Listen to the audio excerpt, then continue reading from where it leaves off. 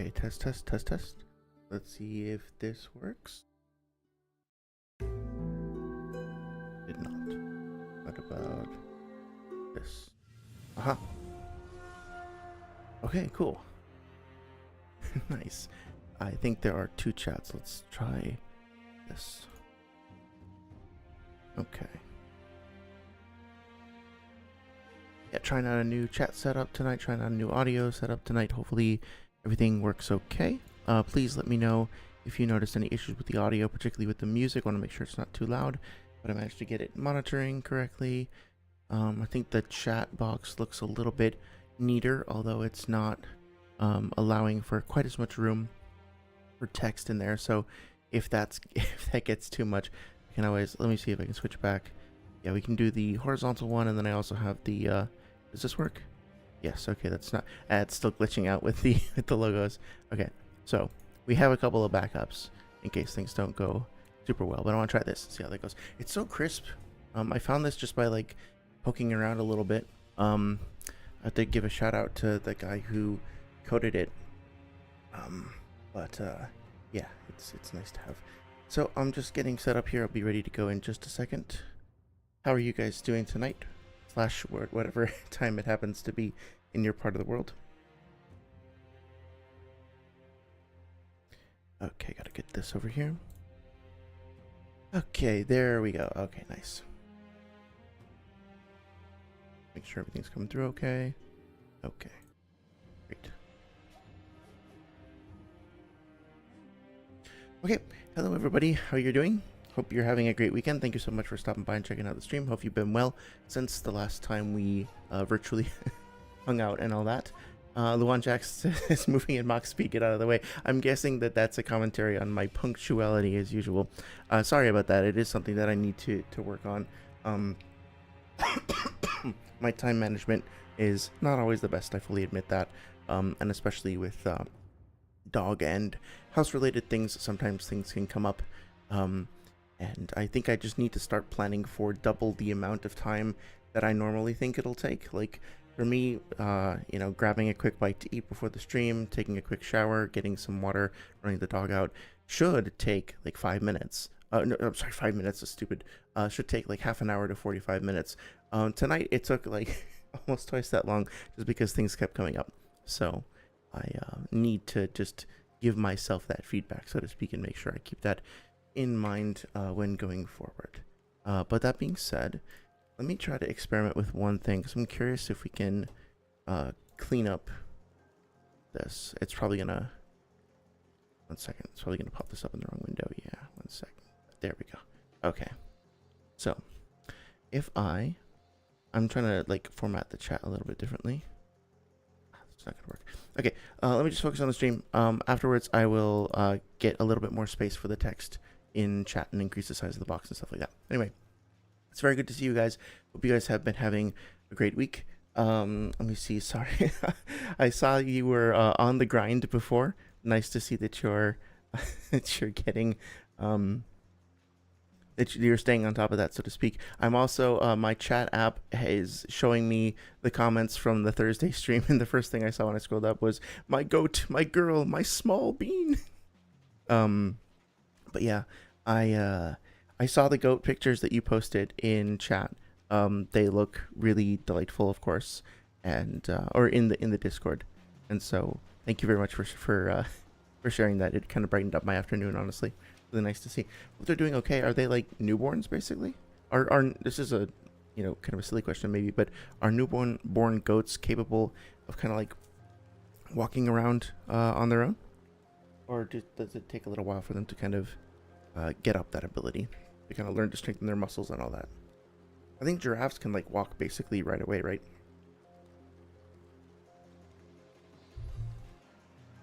Baby giraffes can. It just takes them a while to actually develop the musculature to not wobble constantly, but they basically have the neurological capacity to do it or whatever. Luan Jack says it was a Superman reference, but the fact that he actually moves at Mach speed is dangerous event, even though he's trying to save you. Oh yeah, that makes sense. Isn't that something that was brought up in The Boys or something, that like, I forget where I saw it exactly, but there was like a superhero who like tried to save somebody but wound up just like basically turning them to mush because they moved too fast. Separate from A Train in the first episode. Um, or maybe there was definitely like a clip that I saw recently. I think it was a speedster character who was rescuing Magneto maybe from prison, and like put his hand on the back of Magneto's neck and said something along the lines of like, he's like, what are you doing to me? He's like, just preventing you from getting whiplash or something like that, because otherwise it would have like, broken his neck. But yeah, I'm doing quite well, as a matter of fact.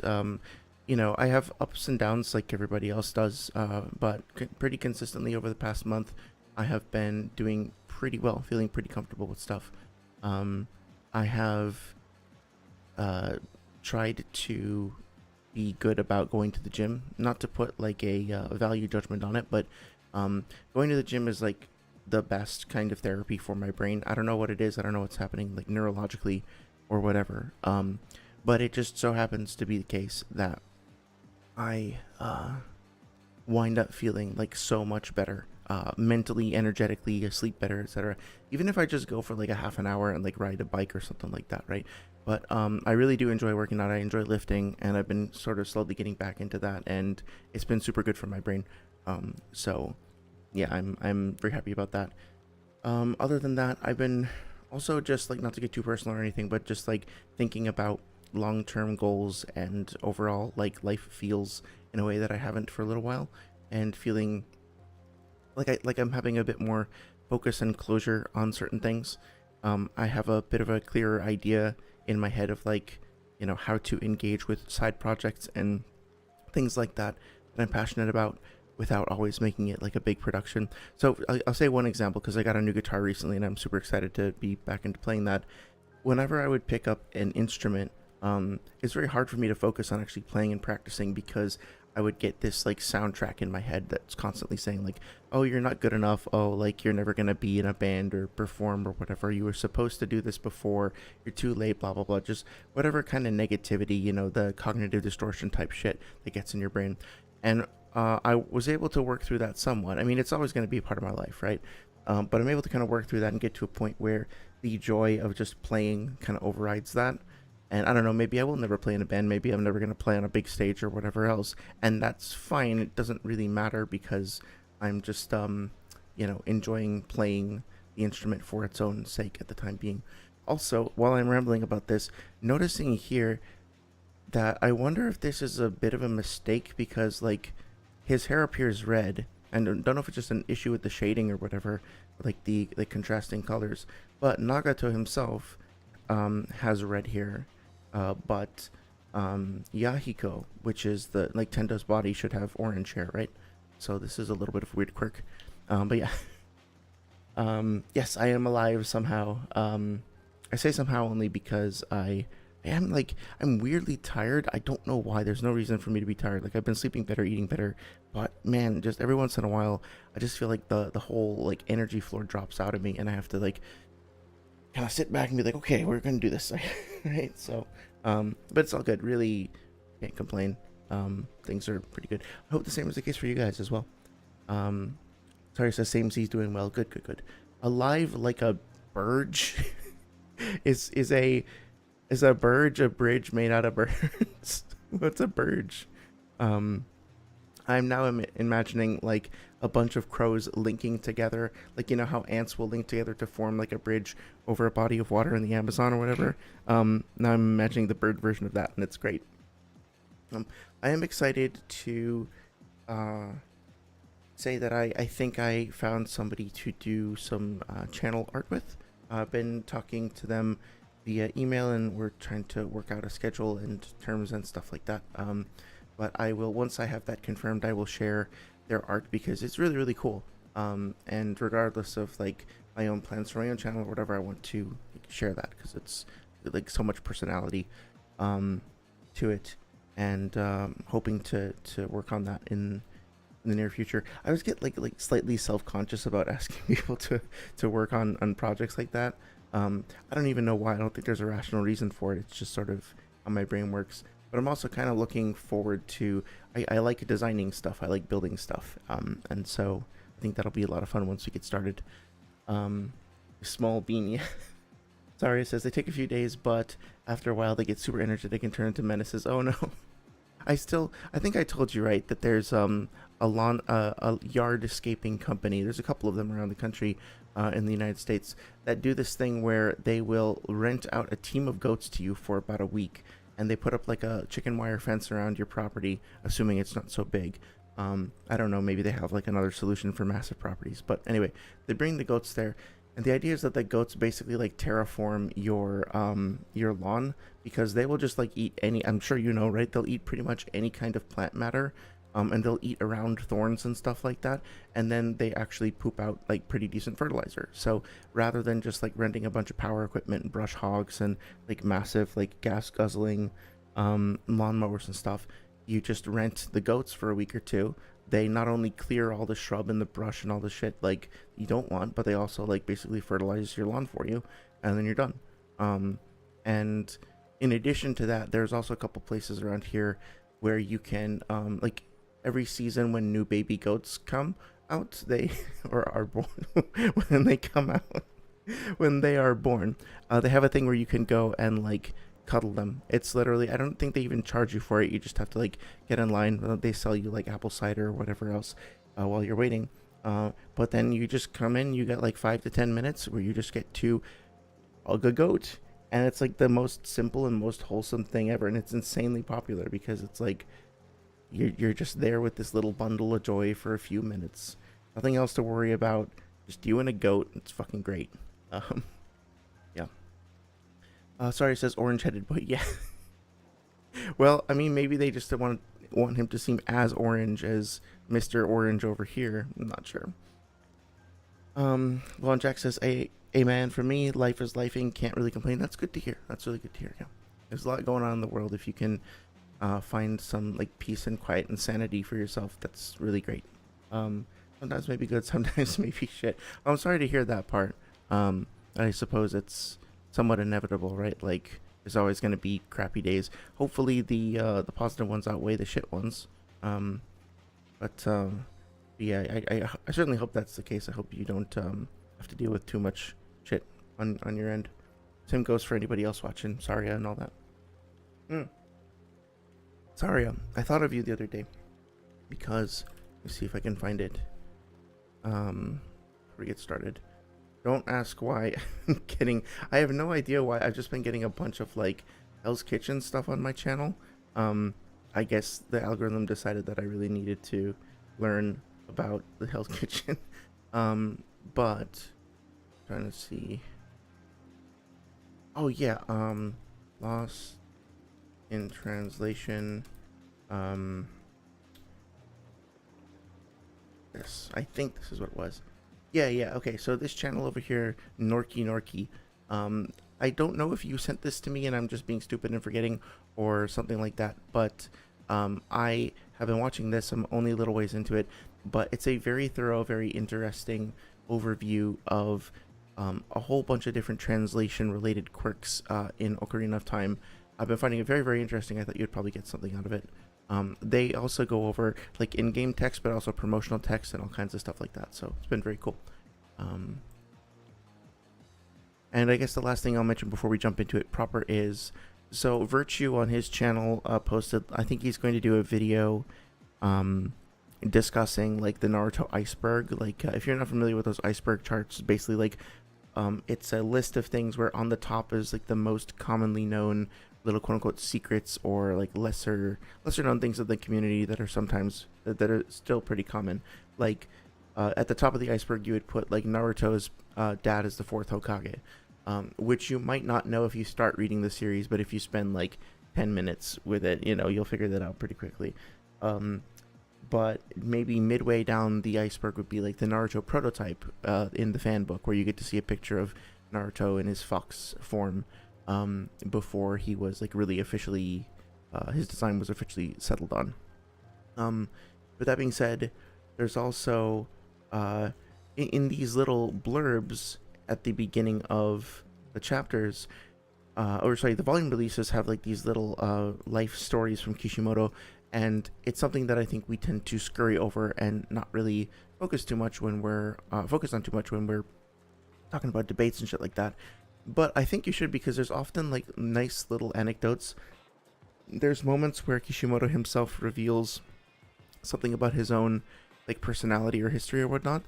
There's also moments where um, you just get like a fun bit of backstory. Sometimes it's directly related to the design and philosophy, etc., of the manga itself. Other times it's just like a random life event or whatnot. But it's always funny. The one that I remember, I'll see if I can find it, but it'll take me a while to kind of go through the volumes. Is he has a story in the end of one of the volumes where he talks about like when he was a kid, he went on a school field trip, and he was having a good time, but then he decided like he got excited because his mom showed up, and he wanted to go see his mom, and so he's like, mom, look what I did. Hey, I'm gonna go see my mom now, and basically runs down this hill, but they were on a farm, and he didn't see like this massive pile of cow manure that was there, and so he runs straight into it and falls into it and gets stuck and like can't move his legs, and basically his mom has to like come get him and pull him out, but then he doesn't like have a change of clothes or anything like that, and has to sit in the back of his mom's car like totally covered in shit and ruin the car. It's just like you find out these very like sometimes kind of strange but always fairly enduring, little moments of Kishimoto's life that folks might enjoy. Sometimes not literally involving shit, but yeah, they talk about like maybe good, maybe shit. Well, there you go. Managed to work that into a Naruto reference. So that being said, just by way of a little introduction, welcome to everybody. If you are returning, thank you so much. It's been great to continue having these conversations with you and to share this stuff with you over the past weeks and months. If you're new checking out the stream, thank you so much for stopping by and checking it out. This is a stream where we talk about Naruto on Sundays and we talk about gaming stuff on Thursdays. But specifically, we've been talking a lot about, for the past little while, the Pain versus Naruto fight, and the, by larger association, the Pain versus Konoha and all the villagers in Konoha fight. So Kakashi is an example, right? The goal with this particular stream, or these set of streams or whatnot, is less to prove a point for a debate or anything like that, and it's more to just provide some additional context for the fight and maybe try to help clear up some misconceptions. So, for example, I think we're going to get to Konohamaru versus Pain today. Some people still seem to be under the impression that Konohamaru killed one of the paths of Pain, depending on how you define killed. And that's not the case, and I think most people have kind of figured this out by now, but still, it's worth calling it out. Some people are under the impression that, and I literally am not just pointing at any one person here, it's just like, these are memes, I guess you could call them, that have spread in the community, right? That Kakashi like one-shots the Asura Path. Like what he does to the Asura Path right here is a one-shot kill. And we've been going over the past couple weeks about how that doesn't really check out, right? There's a lot more going on in this fight where, to the point where it's not really fair to say this is a one-shot. So looking out for stuff like that, looking for opportunities for us to just better understand the fights and the context and the characters and all that.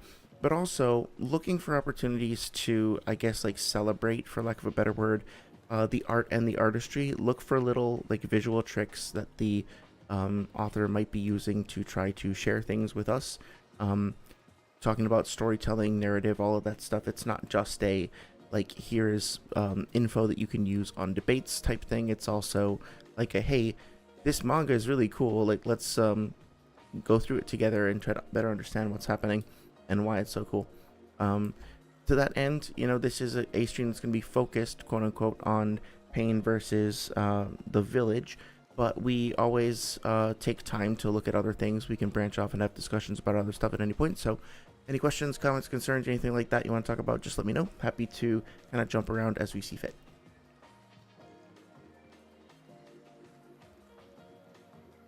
Also, I sort of lied. This week has been extremely difficult because I have to still wait another like 3 or 4 days to play more Clair Obscur, and it's so good. I want to drive into it more. I showed my partner over the weekend the area, like the underground, or like, sorry, the underwater area with the whales and everything like that, and she was like pretty spellbound by it as well. I haven't shown her the like Doom sheep area yet, but we'll get to that. And yeah, like she doesn't really play video games. She watches me play sometimes. But yeah, this is she's quite fascinated with the art of it. The only thing that she hasn't liked so far is that she is of the opinion that no video game has correctly figured out how to render like children's faces. So she was laughing a lot when we got to the Gomage celebration or festival, and we were walking around and seeing like the faces of the children. I don't know if you guys ever saw this, but 1 second. I didn't mean to do that. You guys ever see like cyberpunk kids faces? Wait. Okay. Cyberpunk kids faces. Yeah, this might be loud, sorry. Okay, let me see if I can find this. When Cyberpunk first came out, the models of the children in the games were just literally like small humans with adult faces put on them. Later on they patched this, they fixed this out, but I remember it was kind of like a meme in the community that all of the quote unquote children, and like if you talk to them or whatever, they will have like children's voice lines if I remember correctly. So they're not just little people, right? They are supposed to be canonically like 8, 10, 12 or whatever, but they just have adult faces that were like copy pasted onto the character model due to resources. Now I'm laughing, it's you know, I'm sure nobody at CD Projekt Red wanted to ship the game that way. Like as always, it's a question of this game looks really cool though, I should play it at some point. It's here's another one, right? It's just a question of like time and resource and all that, and I do think that they fixed it in later iterations, but essentially like after seeing that, now she's kind of been like hyper vigilant and looking for faces, and she was not particularly impressed with the ones that like the characters who were cosplaying as I forget what the Nevrons were, but the ones with like the toothbrush style heads or the paintbrush style heads. But everything other than that, like she's also been pretty fascinated by it and pretty eager to see.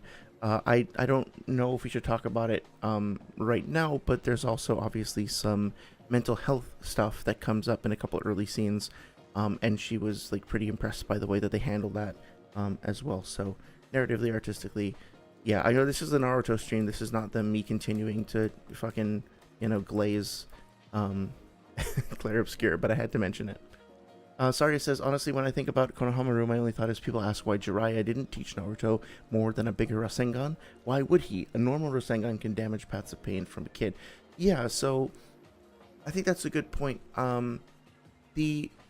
Let's take a second. I thought I cleared that. Okay, anyway,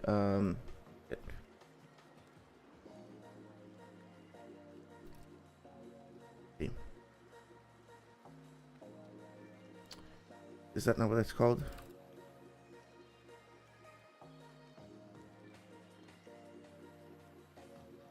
I want to actually see if there's any specific extra information we get about it. It should be in the third data. Oh, that's right. It's let's just try this. Like, right? Is it okay? Why? Jesus Christ! The ads are like making it very difficult for me today. I wanted to see specifically the Jiraiya entry. Big ball. Oh, they're just calling it big ball or something. Okay. Stop. Stop.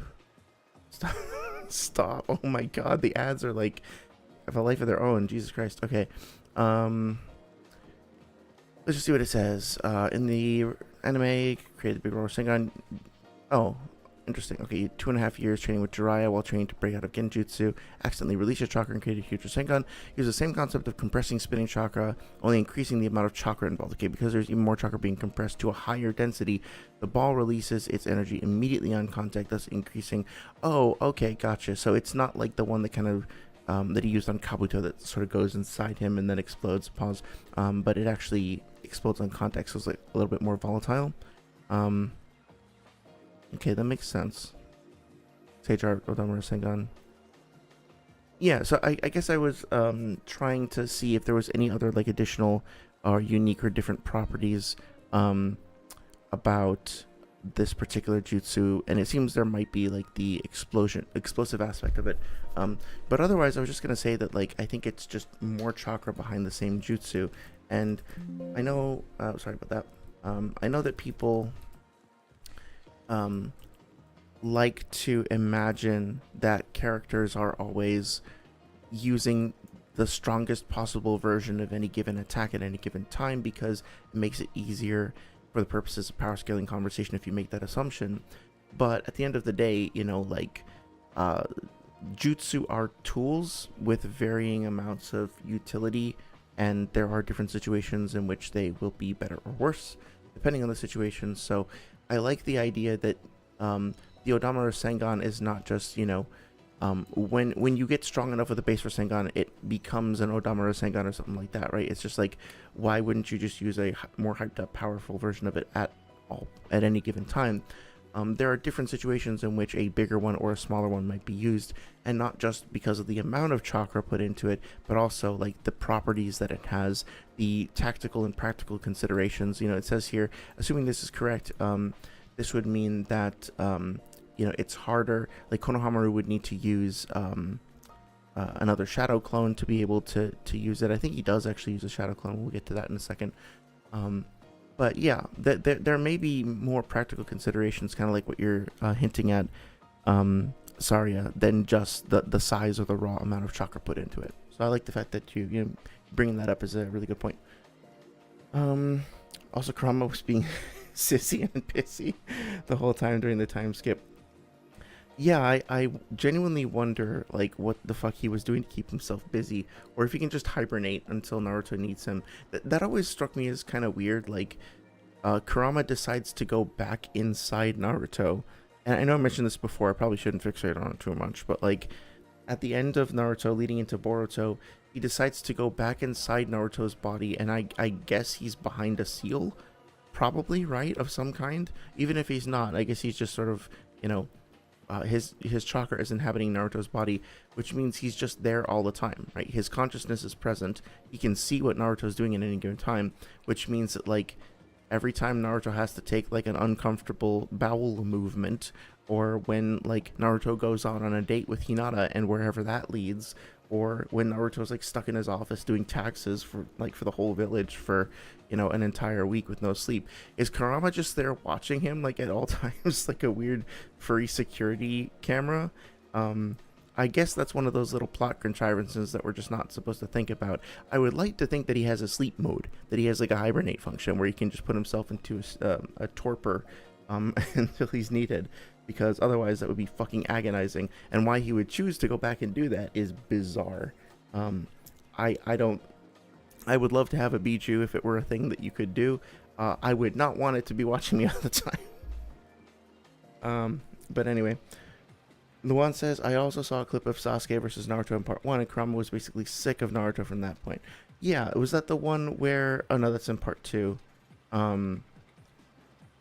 I'd be curious if you remember where that's from, because I know in part 2, like he has like a little bit of a chat with Sasuke when Sasuke is still like quote unquote belongs to Orochimaru at that point. Sasuke shows up and like dispels the chakra or something.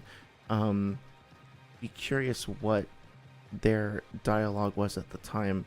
I know like Kurama was much more hostile in part 1. He was basically like, he would give Naruto chakra if he felt like Naruto earned it, right? Like he would say stuff like, I gotta give you credit, kid, you got some guts, all right, I'll give you a tiny bit of my chakra, but be grateful, like this is a gift, and stuff like that.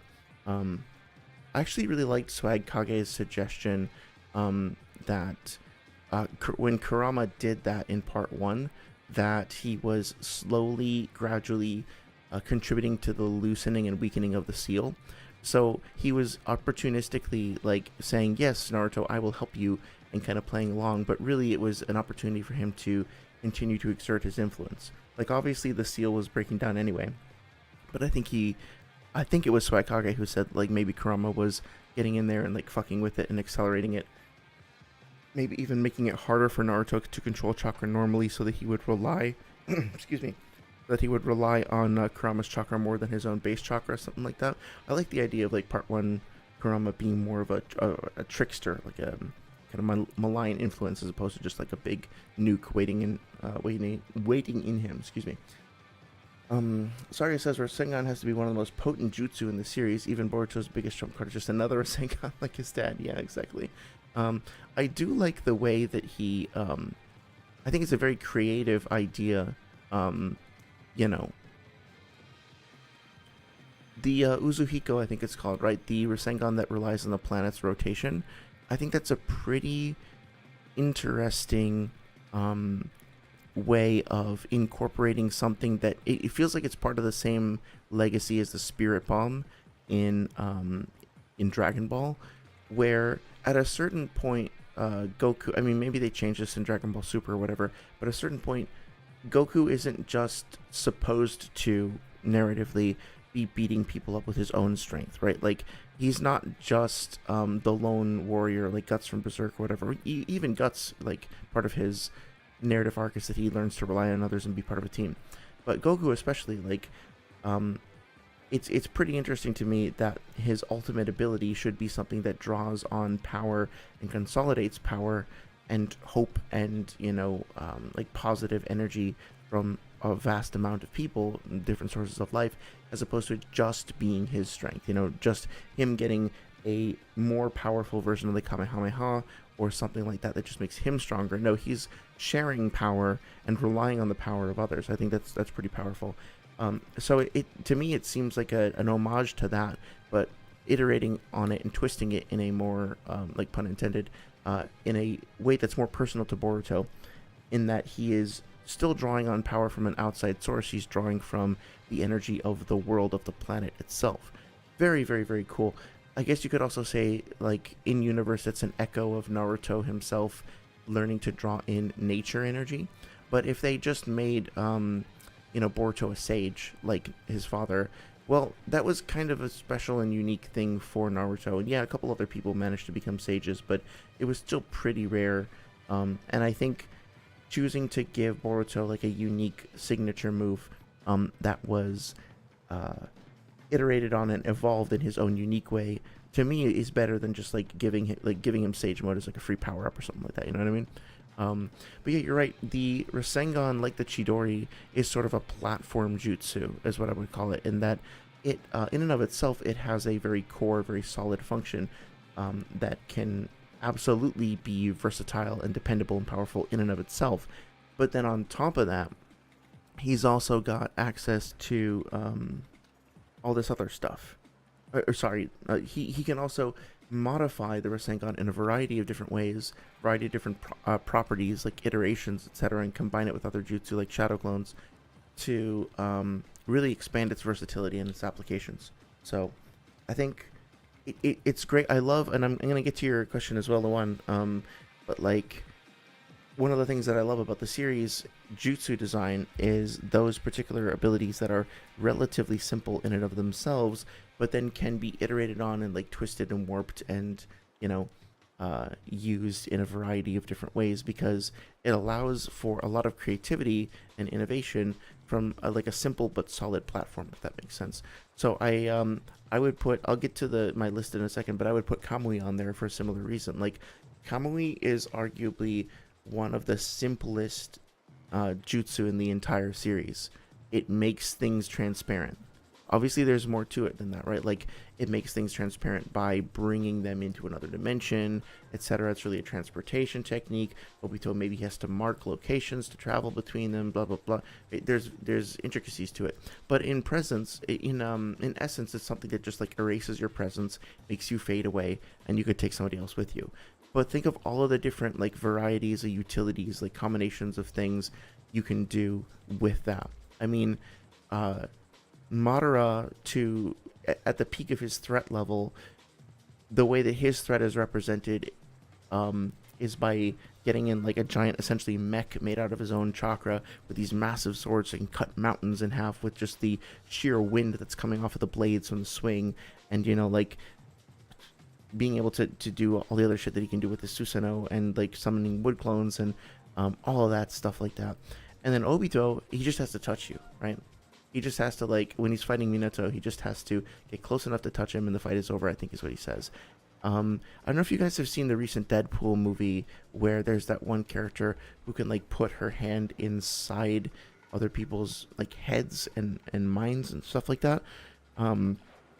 something about like a foreign object like entering your skin or just like passing through you makes you feel like so vulnerable and like so exposed. And the fact that Obito can combine that with his own like form of teleportation as well, it to me it's a lot scarier to go up against somebody like Obito than it is against Madara. Um, I'm not saying Madara is like gonna lose to Obito necessarily, but just in terms of like the psychological warfare that's happening when you fight somebody like Obito versus Madara, big, strong, powerful, explodey, yeah, but and yes, I know he has Genjutsu and other stuff like that, but like I'm talking about specifically the perfect Susanoo form versus this guy who can just kind of almost slip in and out of reality and like teleport parts of your body away and just redirect and totally negate your attacks. It's just like there's something very unsettling about it all. So kind of giving away one of my top picks. But anyway, oh yeah, and then the invisible Rasengan as well is another great example of that. So top 5 jutsu. Let me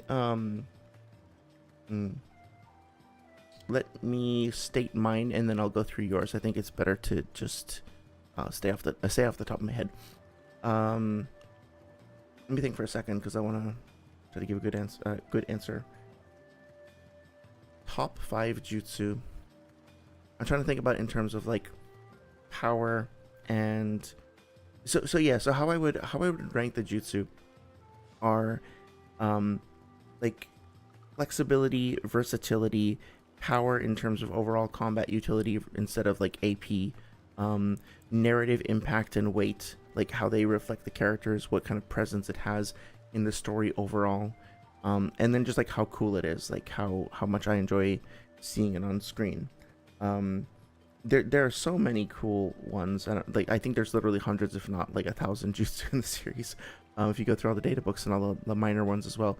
But off the top of my head, Shinra Tensei comes to mind because I'm a fan, like I said, of jutsu that are very simple on the surface, but that have a wide variety of applications. Actually, I'll change that a little bit. I won't say Shinra Tensei. I'll say the Preta Path specifically, because the Preta Path as an extension of the Rinnegan. I mean, I could just say the Rinnegan because it's a dojutsu and then include all that stuff.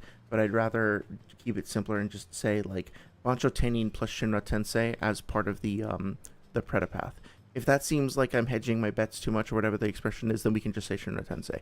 But it's something that is extremely powerful, extremely versatile, extremely difficult to deal with, flexible in that it can be scaled up and down and used in a variety of different like combat contexts.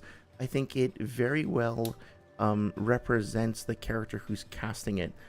It does a great job of conveying his like sense of omnipotence, at least for this part in the story. And it can be used like offensively and defensively. I really just like its design, its overall presence. I like the sound design of it in the show. So I would definitely put it up there. The fact that it can be scaled to like destroy an entire village. Oh, well, that's the other thing too. It has a distinct drawback. Right? It's not something that is an instant win condition. It's something that has its own like hindrances and limitations. And I like jutsu that are, I guess, more prone to having tactical considerations as opposed to just being like instant win cons or whatever. So I put that up there. I put Kamui up there as well. I don't think I need to necessarily repeat all that. Shadow clones I think deserve to be up there because Shadow clones, Naruto doesn't really have a big arsenal of stuff that he can do for the most part. But he does manage to use a couple of jutsu in like rather complex ways, and the shadow clones are arguably the most complex things that he does. Not only can he combine them with other things like transformation, but with feints and using them as bait and switch type stuff. But he can also use them to like generate platforms in midair. When he's fighting Gaara and like he makes a shadow clone underneath him and then jumps off of its back and stuff like that. Then once the concept of the shadow clones being able to help you accrue experience when you're multitasking and to retain your life experiences. If I could pick one jutsu from the series to have in real life, it would absolutely hands down be shadow clones. Because, you know, as much as it would be cool to blow something up or like to, I don't know, use a genjutsu to, I don't know, not that I would do this, but like, break into a bank or something, you know, you think of nefarious things to do with Kamui, you know, being able to like, I'm actually really bad at thinking of crimes to commit.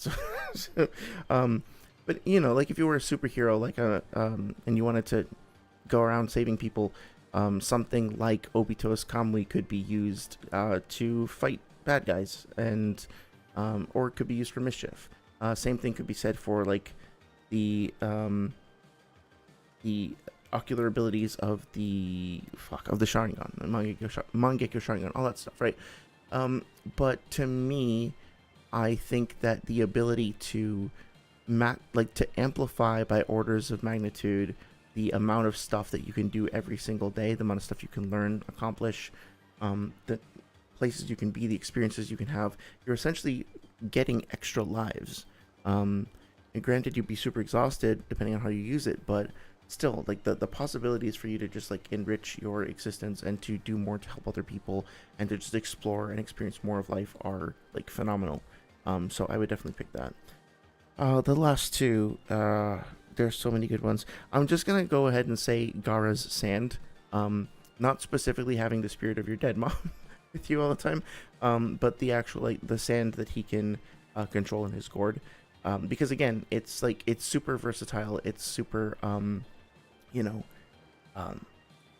there's so many like cool, pivotal, interesting moments with that jutsu that are just like very beautifully designed and rendered, and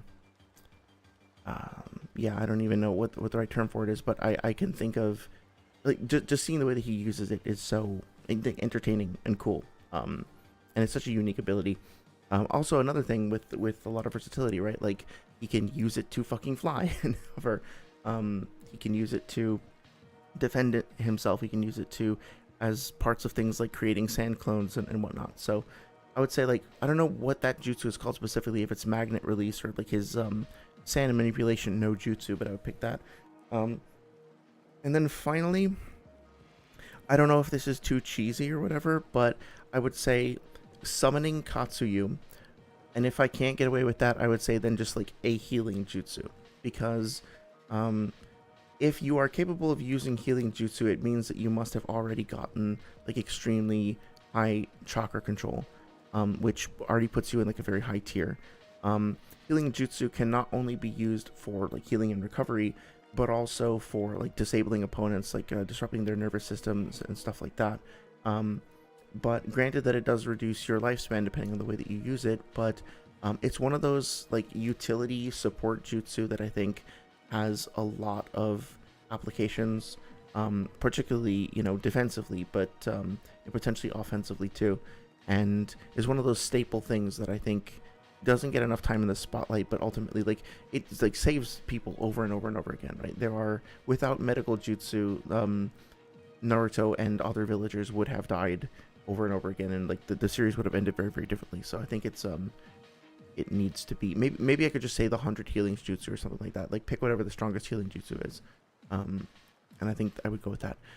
Okay, so that was a bit of a long rant. Let me know what you think about all those. I don't think any of them are objectively the best, and you know, the fact that I didn't mention Rasengan or Chidori, I'm sure is a spicy take. So let me know if you agree or disagree. I'd be curious to hear what you think. Now catching up, Saria's top 5 are Rasengan, good choice. Shadow Clones, absolutely. Fire Style Burning Ash, really interesting. Tailed Beast Bomb, yep, I could see that. And Planetary Rasengan. Planetary Rasengan. Oh, no. That's in the... What am I doing? We just saw it. 1 second. It was in the 4th data book.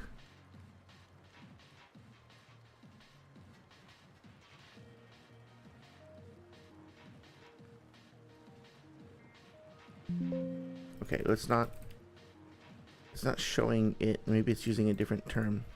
But are you talking about this thing?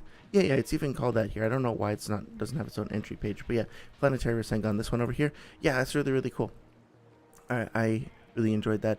I love all the ways that Naruto like manages to iterate on the Rasengan when he gets access to KCM, and then later with like the various Pichu. But yeah, he just kind of like he just comes up with the like mini finger flick.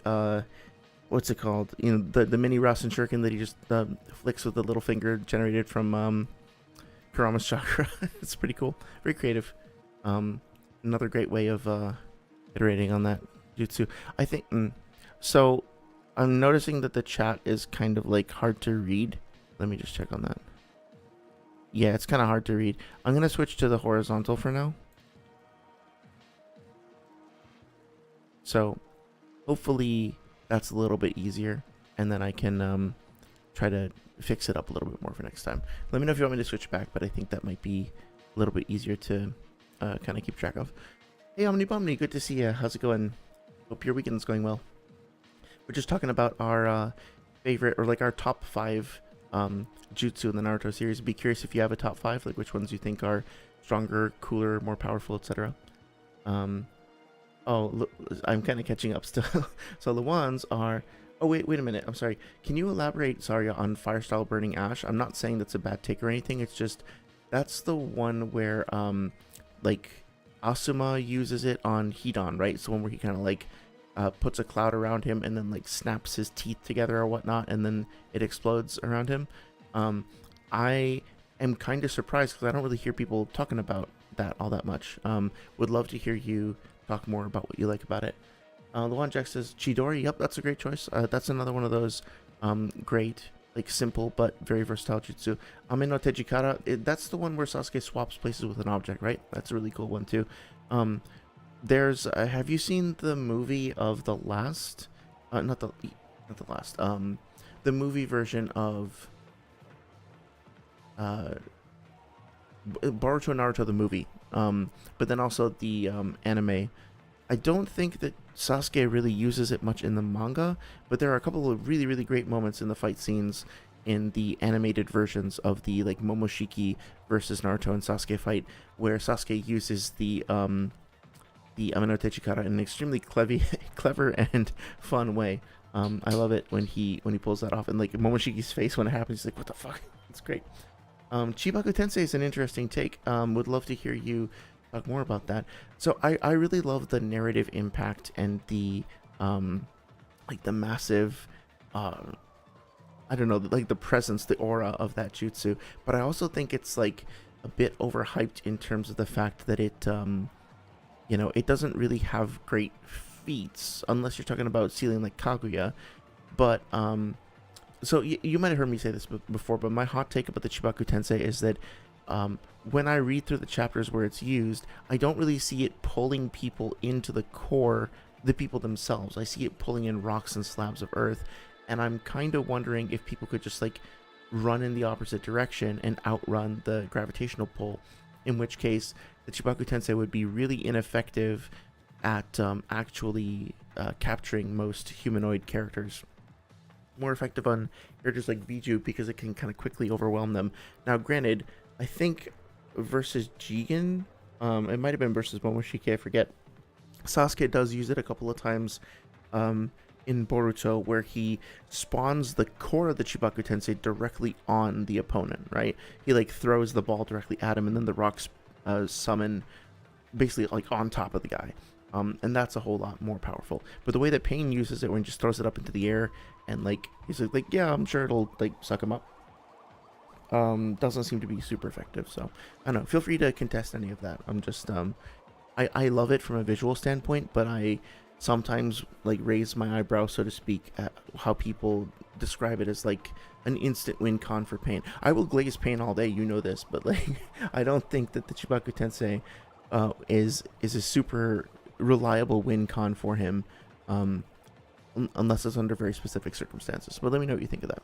Tsukuyomi is also a great take. I considered listing that as well because it's very, very powerful, very easy to pull off, very difficult to evade, and extremely flexible in that you can basically create whatever kind of world you want in the person's mind. And so you could like use it as a way of giving somebody a positive experience. So like Itachi living out a happy lifetime with his girlfriend at the time, right? Stuff like that. Or you could use it for torture, for interrogation, for any other number of applications. I wouldn't personally use it in those ways, but in the brutal shinobi world, yeah, it's definitely something that has a lot of staying power, so to speak. On Luan Jax asks, what makes a jutsu more powerful? Honestly, I think the term power needs to be taken in context, and I would say the default way to respond to that would just be to say, like, how much shit it can blow up, or how many people it can kill, or something like that. But really, I think it comes down to how many how it's used in combat, how many different applications it has, and how effective those applications are. So for example, the Tsukuyomi is a good example. Obviously, given that it's a genjutsu, it has no real AP or no real DC, certainly in the traditional sense, like destructive capability. But it is still very powerful because it has the potential, it has the, if you think of like power in terms of the physics style definition of like the ability to do work or whatnot, right? It can get a lot of work done. Like, it's extremely efficient as well. Like the use of chakra to hack into someone's mind, all it requires is that you have enough chakra to use a jutsu, and that you make ocular contact with them, and then you can control their perception, as opposed to the Chibaku Tensei, which obviously requires a whole lot more physical strain, and it's much more like visible, much more obvious, I guess you could say. So you might be tempted to say that something that like the Chibaku Tensei is more powerful than Tsukuyomi because it's a big fucking planet that you're making. But on the other hand, I think that Tsukuyomi is probably more powerful overall because of its potential to dominate in more contexts and more situations more consistently in combat. Sorry, I like the little creature that you drew. I don't know if it's supposed to be a bat or if it's like Kirby throwing a panicked rave, but I like it anyway. Well done. You seem to have like found the secret stash of like ASCII emojis, so well done there. Luan Jack says, at first I thought chakra control CC, but then the more I thought about it, chakra control should really just increase the efficiency in terms of energy. Oh, yeah. So going back to part 1, and I feel like I reference it pretty much every stream, but chapter 90 or whatever it is, where Ebisu's talking to us about how a jutsu is cast. I might as well just pull it up while we're talking, just to change the visuals anyway a little bit. Yeah. The way that it's explained is basically that, when the chakra for... I love this panel, by the way. These dogs are so great. When the chakra... And the one popping out from under the ground with the Ebisu glasses. So the way it's kind of explained, as well as insofar as I understand it, is that once you've amassed the chakra for a given jutsu, maybe I should scroll up a little.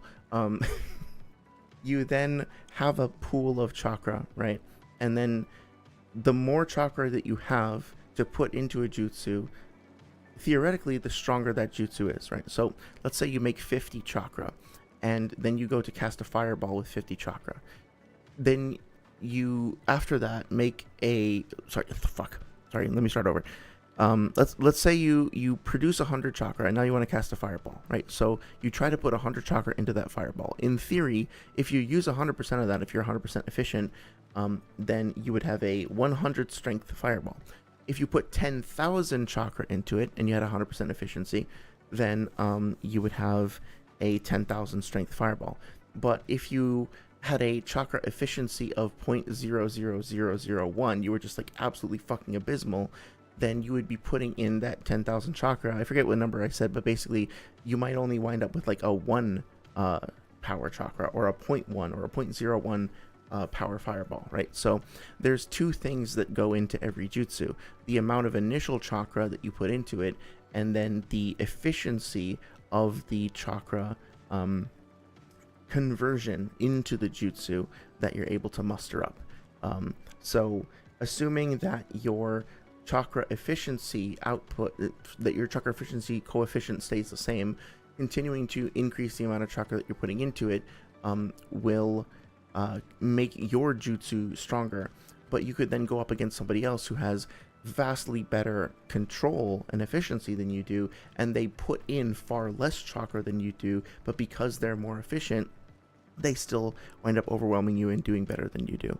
At the end of the day, I guess you're right that it is chakra output. Like whatever's coming out the other side of the gate is determining the DC of the attack.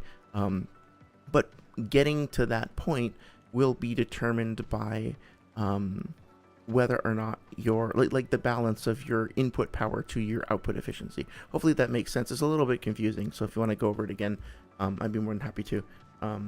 But yeah, if you want to like take your time to review it too, there's kind of a lot of information over here. This page here, right, like this is the one that really kind of explains it in detail, where they start talking about like Naruto's chakra efficiency and the amount that's used, and like the gate over here and stuff like that. So yeah, hopefully that is a little bit helpful. The one Jack says, then I hear about shape transformation with the Rasen Shuriken. It turns to a rank jutsu. Oh yeah, the lightning bladed Chidori for some reason. So that's a whole other topic we can get into.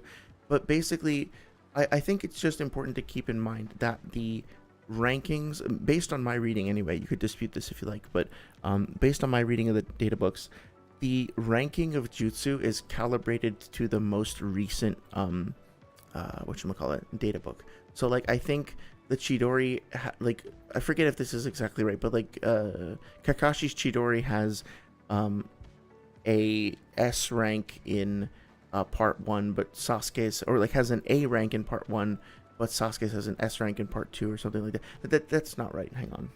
Let's just look it up.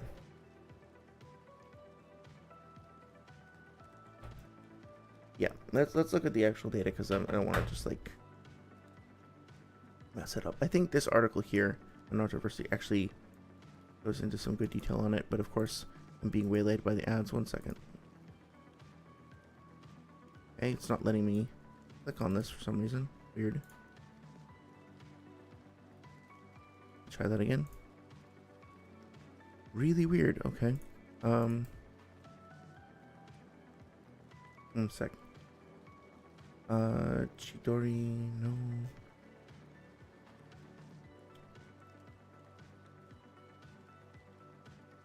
It's just not letting me go there.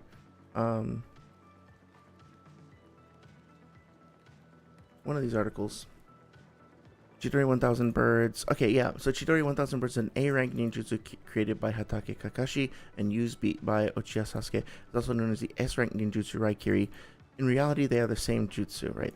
Chidori is a one-hit kill ninjutsu which focuses a large quantity of chakra into the user's dominant hand. It requires the user to perform nature transformation to create lightning chakra, and then shape transformation to make it discharge with the range and power they need. Kakashi invented it when he was 13 years old, and it was his sole original technique.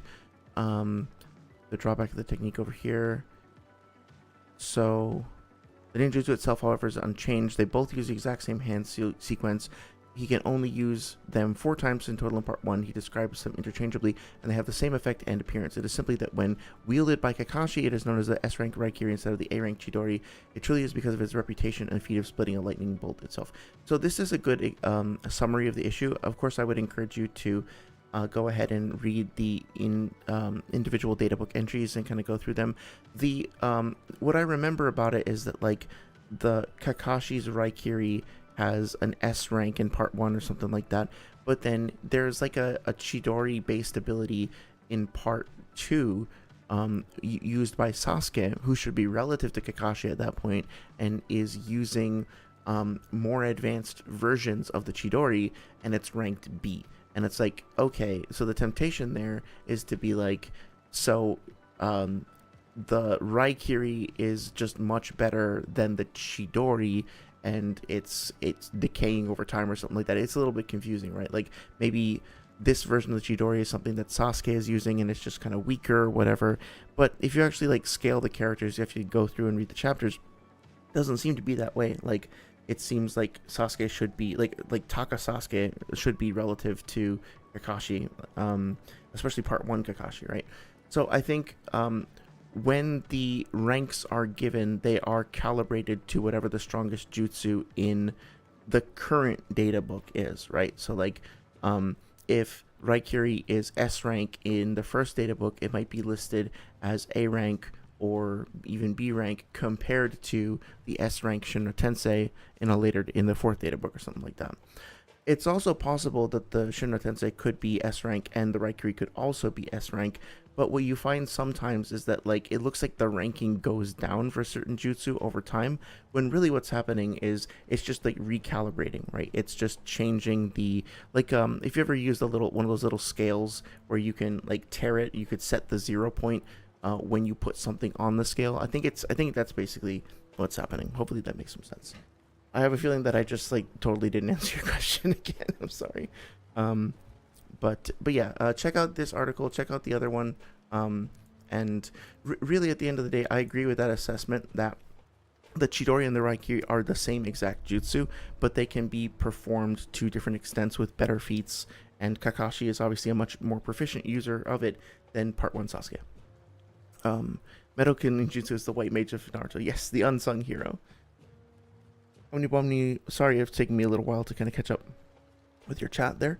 I am doing really well. Hope you're doing well too. Probably only be staying shortly. Pretty tired. It's nearly 1 a.m. Yeah, that's totally fine. I understand people are in different time zones and all that, so I really just appreciate you stopping by to say hi. Stay as long as you feel comfortable, and I hope you have a good night when you have to head out.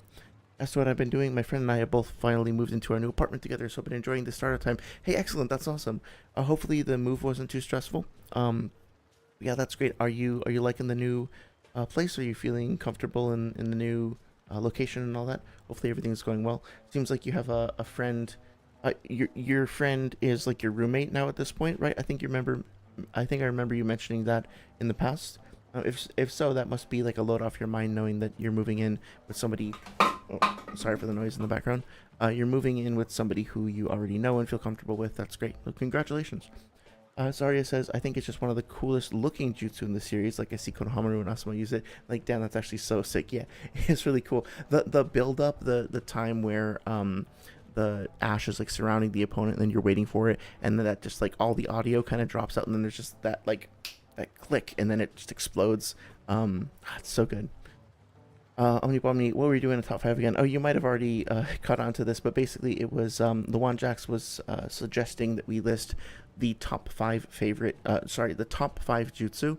I was interpreting that as like the best overall jutsu in the series, like doing a little tier list. And I already forgot what I picked. Shinra Tensei, Jesus Christ, my memory is just Shinra Tensei, a healing jutsu like summoning Katsuyu, and then Kamui, and Shadow Clones, and I don't even remember the last one I picked. Wow, my brain is fried. I'm sorry, but yeah, basically like you can rank it based on just like whatever your favorite ones are, or you could talk about more like how what the overall power and like combat efficiency of the jutsu are in the series, like which ones you think are the best or whatnot. One Jack says the fact that it makes a smoke cloud to obscure the person's vision first, and you think that's it, but bam, you get hit with an explosion. Yeah, honestly, it would probably be effective on somebody like Pain, because we know that he's weirdly vulnerable to smoke clouds for whatever reason. Sasuke's version says the one Jax is Omnibomni says, I see really bad at remembering the different jutsus that are out there, especially their names. Yeah, no worries, man. I am pretty bad at coming up with lists as well. I just happen to have a few on hand, I guess. But yeah, if you feel like it, feel free to share like just what are some of your favorite ones are. That's totally chill about it, right? The one Jack says Sasuke's version is much cooler because you're at the center of gravity, and the fact that you flex on onlookers that you just made a moon. If I had it, it would make me feel like a god. Yeah, that's a good point. I think the way that Sasuke uses it, especially in part 2, is, I mean, like it is very impressive when he like lifts up all of the fucking Biju all at once. Don't get me wrong, but on a smaller scale, when he's just like using it to like as like part of a combo in a fight, it's great. It's awesome. Let's see. Omnibomni says, are we doing the ranking based on how much we like the jutsus, or which are the strongest? I did them based on which I think were like the best overall, like the most flexible, the most like highest combat potential and all that. But you could totally do which ones you think are your favorite too. That's totally fine. Oh yeah, Luan. I should have just said like defer to what Luan says, because he came up with the challenge, so to speak, in the first place. But yeah, Omni says, in that case, I think Shadow Clone. Yep, great choice. Transformation. Yeah, transformation is underrated. I think you can accomplish a lot with that. After all, it like helped take out Kaguya, right? Butterfly mode. Oh, yeah. That's a really good pick, too. Flying Raijin, yes, of course. And Oro jumping out of his own mouth. Yeah, that's honestly, like, it's so iconic. It's so, it reflects his personality so well, so effectively, right? It's, a great extension of, like, his overall menace and his overall design. It's also very, very useful as well. Lets him shrug off some pretty impactful attacks. I think he kind of arrogantly uses it a bit excessively too, but maybe that's in an attempt to like draw his opponents into a false sense of security or whatnot. Either way, it's a really interestingly designed jutsu. I think that's a great choice. And the butterfly mode as well. It's coupled with these, it's sort of like a manifestation of Choji's growth and development as a character. So not only does it have like a pretty impressive and terrifying presence in and of its own right on the battlefield, but it also is directly connected to this character like evolving and growing as a person, as a warrior and all that. So I really like the inclusion of that, and the emoji too is perfect. I'm not gonna glaze the flying Raijin too much because I already think it's like obviously one of the coolest things in the series. Another one of those things that like kind of like Kamui, where it's very, very simple in principle, but the way it can be used can be extremely versatile and terrifying. The whole flee on sight thing. Snake substitution, says Juan Jax, is a very good jutsu. Yes, absolutely. Sorry says one hit kill Naruto. I'm about to do what's called a pro gamer move. Yeah, he does the nothing personnel kid and then flying Raijin's behind somebody.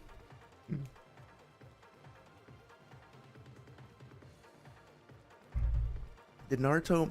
I think the only person Naruto ever kills is the that he kills by accident, right? It's the character that was put under Itachi's like body control genjutsu thing. Is like 30% clone is what people call it. He accidentally killed him with Rasengan. Although I think he was fully prepared to kill fucking Kabuto and all that he was holding back in that fight. One Jack says even though Oro is freaky, he was cooking with that jutsu. He actually got a lot done. He was revered or reviled, maybe both actually, for a good reason. He was no slouch as a shinobi. He was just a bit of an asshole, but and a weirdo, but in a bad way. But yeah, he's like a prodigy, right? I think part of the reason why it was so crushing for Hiruzen to see him turn to the dark like that was because I guess Anakin style, right? He was just so had so much promise and so much talent. Isn't there, or maybe this was in description of Itachi, there was some line somewhere about like a talent like this only comes around once in a generation or even once in every 100 years or something.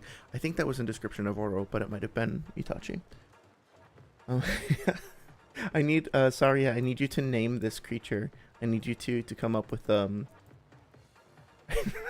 as I was looking at the emoji or emoticon, I saw you I saw your message below that says cooking people, and now I'm just imagining that this is Kirby with that big pot and he's just raising them up to cook in the pot. Is that what you were going for? Kirby cooking pot. Like that. It's actually kind of fucked up if you play Kirby Superstar. When he uses this move, if I'm remembering correctly, it's been a while since I played it, but like he basically just like summons all of the enemies in the area and like sucks them into the pot and then makes a stew, and then whatever comes out of it he can use to heal himself and his teammates, right? It kind of looks like that's what's happening over here. Wait, did he have a... hang on. It's fucking Pikachu. It's fucking Pikachu tail. Oh no. Kirby, what the fuck are you doing? That's actually like oddly really disturbing. Yeah, Wario and Fox. Okay, so it is a thing that's like part of the more recent iterations in the series as well. Fucking cooking Mario. They even made a little trophy for it. That's great. Wait, no. Okay. There we go. The one Jax says Omni, wish we saw more Oro fights. He has such an interesting fighting style. Yeah, absolutely. Kishimoto at one point wanted the ending for Naruto to be Naruto beating Oro up. I wouldn't have minded that at all. I have no idea what game it was, but there was like a school, like a college club that I went to for a little while, and it was like the video gaming club, and at that club, they had Naruto games, and I was psyched because I was such a big Naruto fan. And a friend of mine taught me how to play, and because I was never really good at fighting games, but he only really needed to teach me one thing, which was that Orochimaru had a move in that game where he could just like essentially body flicker behind an enemy, and then you were pretty vulnerable after you did that, right? Because you were like right up next to them, so they could counter. Unless you just body flickered away and then did it again. So my whole, climbing up the ladder was basically just like constantly body flickering behind people and then going like snake and then poking them and then body flickering away snake and then poking them. It was fucking infuriating to go up against, and I learned this when somebody did the same thing to me. I tried to switch to maining Gaara and just like got all those people who I'd been like irritating for months with Orochimaru swap back over. But it was in Japanese and I never got the name of the game. I don't know if I'd even be able to find it at this point. But man, that was so much fun. And Orochimaru, just like as a fighter, is so entertaining to play with, let alone to see him in the series as well. It's actually kind of disappointing to me that, like, I don't know how to say this. It's not disappointing that Orochimaru used the Edo Tensei, or that he summoned the previous Hokage, but I wish that after that we would have gotten a more extended fight where we got to see more of his personal unique jutsu used more often, right? Because we see him only have a portion of his jutsu for most of the time that we spend with him. I think that's a little unfortunate, but it also kind of adds some intrigue because it's sort of like that Dark Souls thing where no matter how hard you're fighting a boss in any of the Dark Souls games, you're always fighting a version of the boss who's like less powerful, past the glory days, like half dead, falling apart, right? You never really get to know how strong they are in their prime, and that's part of the fun of it. It's like you can only imagine how like you barely managed to limp through with like 2 health left after hours and hours of going up against the boss, and you're like, oh yeah, that was like the boss like using like Shaggy using 1% of his power, right? So it's a nice way of framing that. Omniboni says, yeah, the new place is really nice. Oh, that's awesome. I'm really glad. Barely had any space before to live in, so my space looked and was very unruly and hard to keep tidy. But now I finally have room to breathe. Yeah, man, I know how frustrating that can be when your space is just like not the right size and stuff is all over the place, and it can feel like you're losing your mind, right? So I'm really glad that you have a better situation. Congratulations again. Luan Jack says, Omnibomni, yeah, I definitely wanted to see more of his jutsu knowledge on display in fights, rather when they are coming to him as an encyclopedia. Yeah, I wish we got to see his full complement of jutsu. Or, I mean, obviously if he knows hundreds, that we wouldn't get to see them all, but more of them being used more fluidly and more dynamically. It would have been really cool. Omnibomni says, where I lived before, my room was ridiculously hot. Oh god. We have good conditions for ventilation, which is a huge game changer. Oh yeah, that would drive me crazy. I'm guessing you couldn't have like an air conditioner or anything like that. That would really suck. I'm glad that you're in a more comfortable spot. Juan Jack says, oh, Orochimaru when he's shedding, yeah. Oh, and sorry, that's a good point. It kind of connects to his whole like the white snake shedding its skin thing, right? It's all part of his narrative as well. It's not Seik substitution. I think Itachi called it Orochimaru style substitution. Interesting. Do you think, Luan, that he was being a little bit coy with him? Like kind of making fun of him, or is that literally what it's called, do you think? Hey, D-Mel, how's it going? Good to see you. How's your weekend going? Almighty Push, who doesn't love a good village nuke? Yeah, Almighty Push is such a great jutsu. I like the fact that it can be used in such a like massive and dramatic and all-encompassing way like that, but it can also be used in a much more small like utility configuration, if that makes sense. Like it can be channeled and focused into almost like a beam, like we see Pain do this like from the mouth of the chameleon during the Edo Tensei fight, but it can also be used as a a big colossal attack. It can be used to repel enemies. It can be used like as a defensive maneuver or as an offensive tactic. It's really just one of those things which is very, very difficult to deal with, especially if you don't figure it out very quickly. But also very versatile, very lots of aura, one of my favorites for sure. Oniponi said, wait, what did you say? Naruto killed a 30% Kakashi clone. Oh, did I say Kakashi? I meant to say Itachi. The only thing that Naruto ever, like, actually killed... I can look it up if you like. I'm not exactly sure off the top of my head where it is, but, do you remember during the I think at the Kazekage rescue mission, like, Kisame, quote-unquote, and, fucking Itachi meet up with Guy's team and Kakashi's team respectively, and then they fight and they clash a little bit, and then and Naruto like hits him with a Rasengan, hits Itachi with a Rasengan, but then it turns out that it was actually a Tsunagakure shinobi that was put under like mind control or whatever. Actually, I think the third data book explains that what it is like they use their corpse as like a transformation technique type thing, and they become a quote-unquote 30% clone. So Itachi and Kisame, in both of those fights, they are essentially giving 30% of their chakra to power, I think it's Pain, I think it's Nagato's jutsu. Nagato uses this jutsu to convert the corpse into a clone of them, using their own chakra and their abilities, and they can kind of remote control it.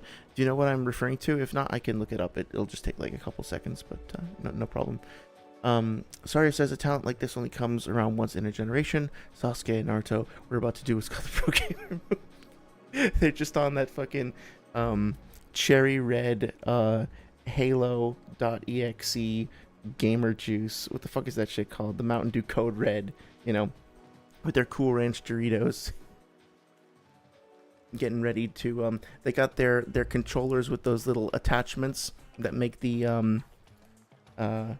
analog sticks like 4 times as high for extra precision.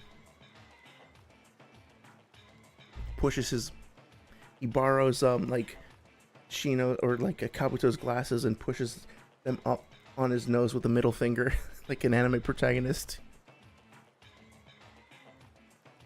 Like the imagery that you're crafting for us. 1 second, gotta get a snack. Luan Jack says, oh, you beat me to it. Yeah, it was during Kazekage Rescue Arc, where Itachi and Kisame confronted Team 7 and Team Guy respectively. They took over 2 people's bodies and placed 30% of their chakra in them. Yep, exactly. I think I have to go grab my copy of the third data book, but I'm pretty sure that is actually a jutsu of Pain's, funny enough.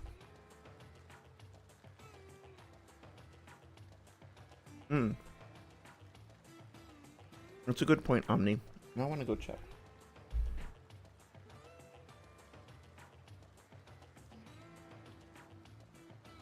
Actually, if I do, I'm just gonna flip through it real quick because it'll be easy to find.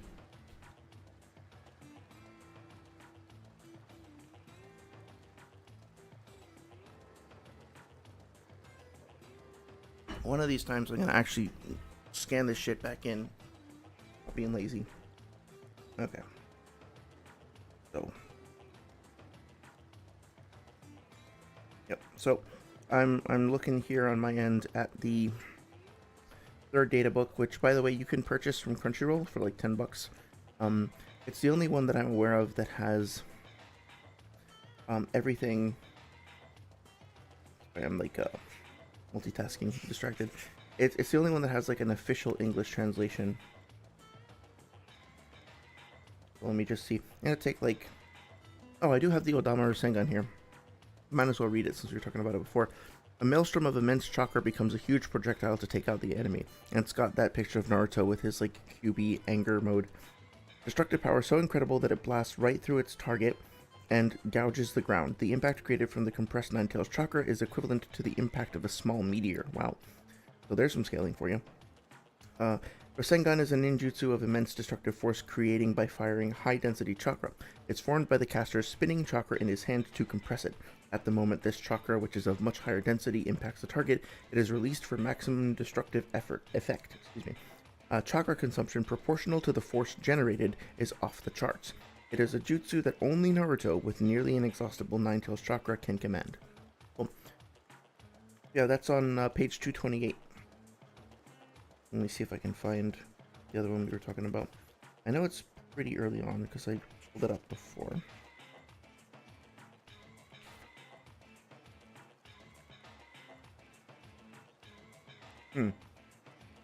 Zetsu's ability to travel through the world is also I mean, of course it is. Sorry, I'm just like babbling here. 1 second. Tamagakure, Toad subjugation. Funny to think about that.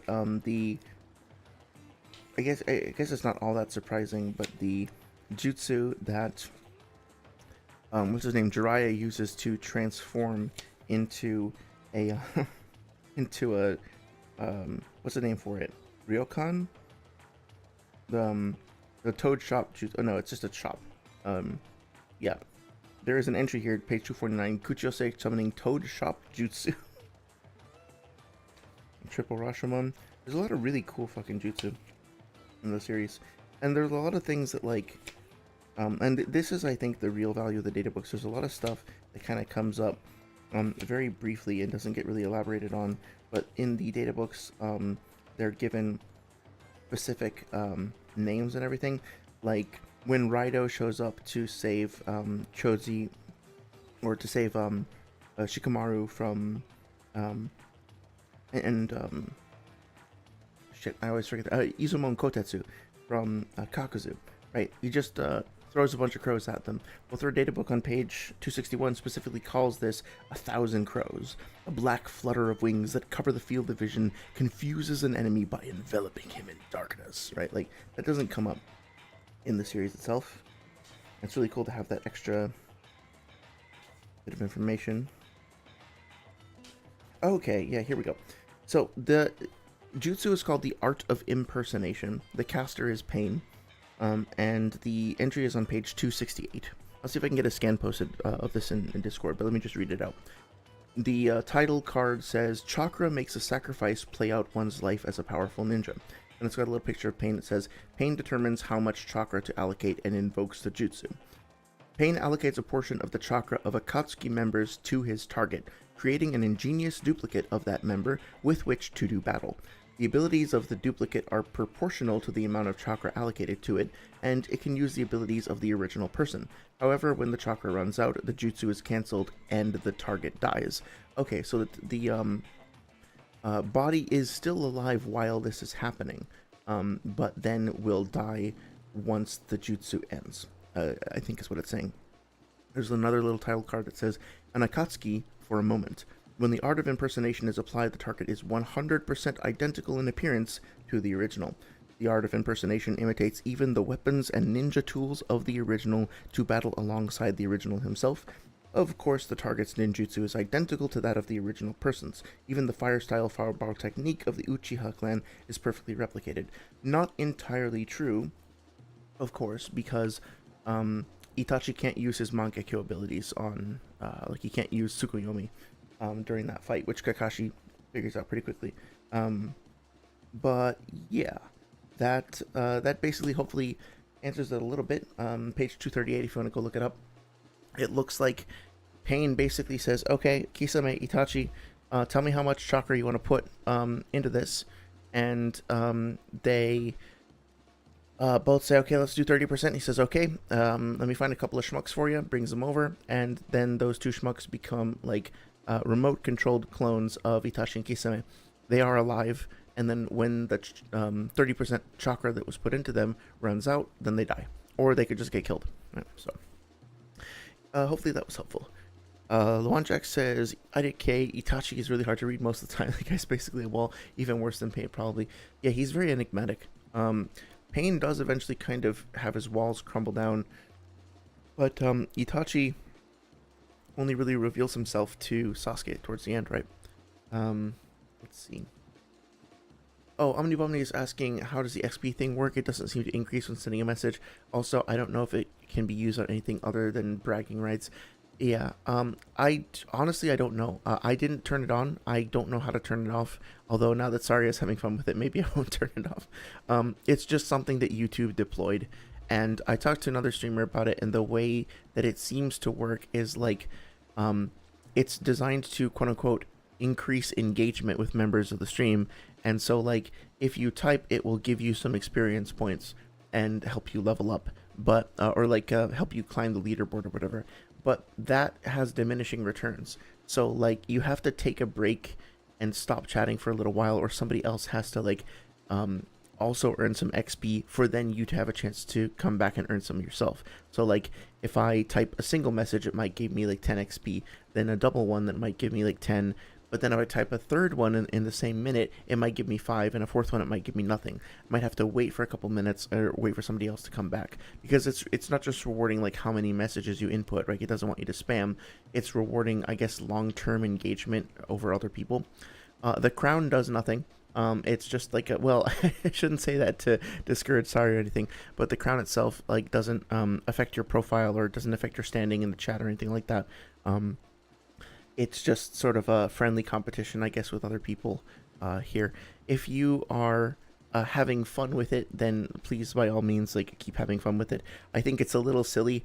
I don't want anybody to see it as a source of conflict or confrontation with one another. So please don't like think it's like you're being graded or anything like that. You're absolutely not. It's just like a weird little little thing that they put in there for whatever reason. And whoever, it's really weird and inconsistent too, because like I will go, it does seem also to be kind of like weirdly skewed towards super chats or whatnot, because you know I'll go into a chat and basically say nothing well, like lurking in a stream for a while, and then I'll say like a couple things and get no XP, and then I'll buy a super chat, and then it will like put me up to number 2, which feels kind of scummy, right? Because it's just like, hey, if you pay this person more, then you're a better chatter. You're a better member of the community. You get a little crown because you're better than everybody else because you spent money. Like, fuck that. Like, everybody here is welcome, and you're all equal in my eyes, and that's not going to change. So,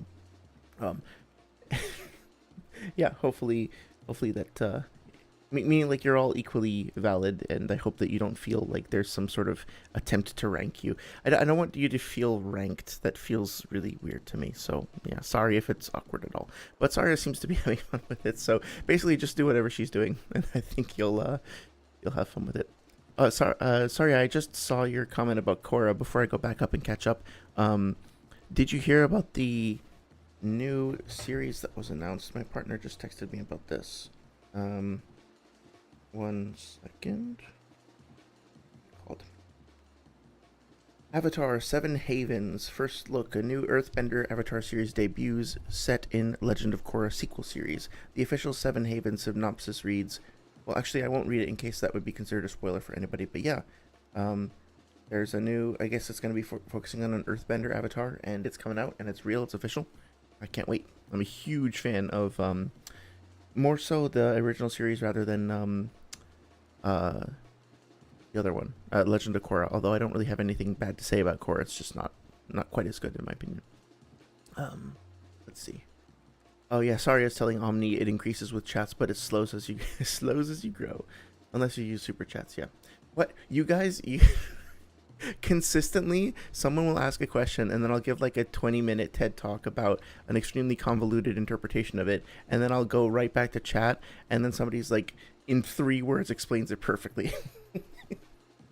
From now on, I think I'll just give like a 10-second breather and see if somebody does my homework for me, because it seems to be happening anyway. Oh, Dr. Strangle, hey, good to see you. How you doing? Hope you're having a good weekend. The third databook translation, official translation, for when I looked at, is horrendous. Oh no, I'm sort of surprised, sort of not surprised to hear that. Do you have any particular gripes or any particular examples? I haven't found anything to be like horribly egregious. I just think that like the tone of it is obviously written in kind of a what can I say? I'm going to talk about this more when I talk about the data books and Lightspeed Naruto and stuff like that on stream. But the tone of it is definitely a little bit silly at times, a little bit hyperbolic, a little bit colorful and playful. So if people are taking it literally, I think you might be kind of misleading yourself a little bit. But I haven't found it to be an issue in terms of like the accuracy translation wise. But I mean, I haven't really looked into it very deep. So I would genuinely be curious if you can elaborate on that, because I'd like to know if there's issues with it. 1 second. Be right back.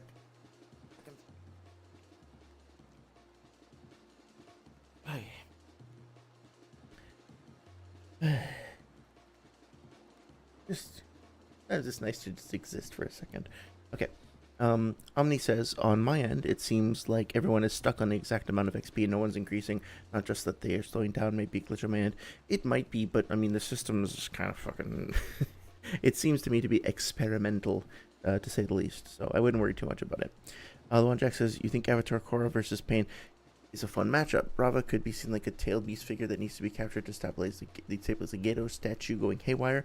Just a reason for Pain to go for a... Yeah, I really like that idea. I'm not really prepared to get into a debate per se about Korra scaling, because I need to go back and kind of refresh my memory. But I really like that idea. I think that Korra and like abilities in Avatar in general seem intuitively anyway to me to scale pretty well to especially part 1 Naruto and going into part 2 as well. And there's some interesting hacks like blood bending and stuff that I think would possibly be quite effective on, you know, like help, like Katara, for example, punch above her weight class, so to speak. I think somebody recommended a... Oh, was it Omni Savage who had a video, or was it am I thinking of somebody else? Maybe it was Virtue or Troy. I'm sorry, I can't remember. One of those channels had a video going over like the Fire Nation versus characters from Naruto that I thought was a really interesting idea. So yeah, I'd be curious to see how high do you think Korra scales into the Naruto universe in general? Like peak Korra versus who? How high do you think she gets? Sorry says, that's just how it works. Trust me, as someone who's grinded to 1K. I really do admire your dedication to it. Sorry, for sure. The crown gives me power. Yes, indeed. Sorry says, Luan Jax, I think anything Korra is fun because that's my goat. Excellent. And you're excited. Oh, Pavi, is that the name of the new avatar? That's a really cool name. I like that. I'm very excited about it too. Omni says, interesting. Does it reset every stream or is it kept on a chat? No, it does reset every stream. Also, may I ask on whose stream you achieved 1K?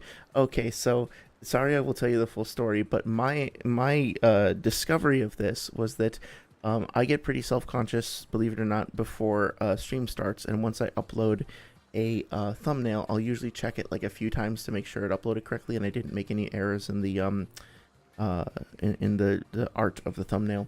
And so I checked it at one point, like maybe 6 hours a day, like something, a little while before a stream was going to start, and I saw that Saria was in there boxing, like shadow boxing against herself for XP, and had gotten herself up to like nearly 1,000 experience points by just grinding over and over and over again, so that before the stream even started, she was sitting on like on a throne that was on top of a castle, on top of a mountain, looking down everybody else.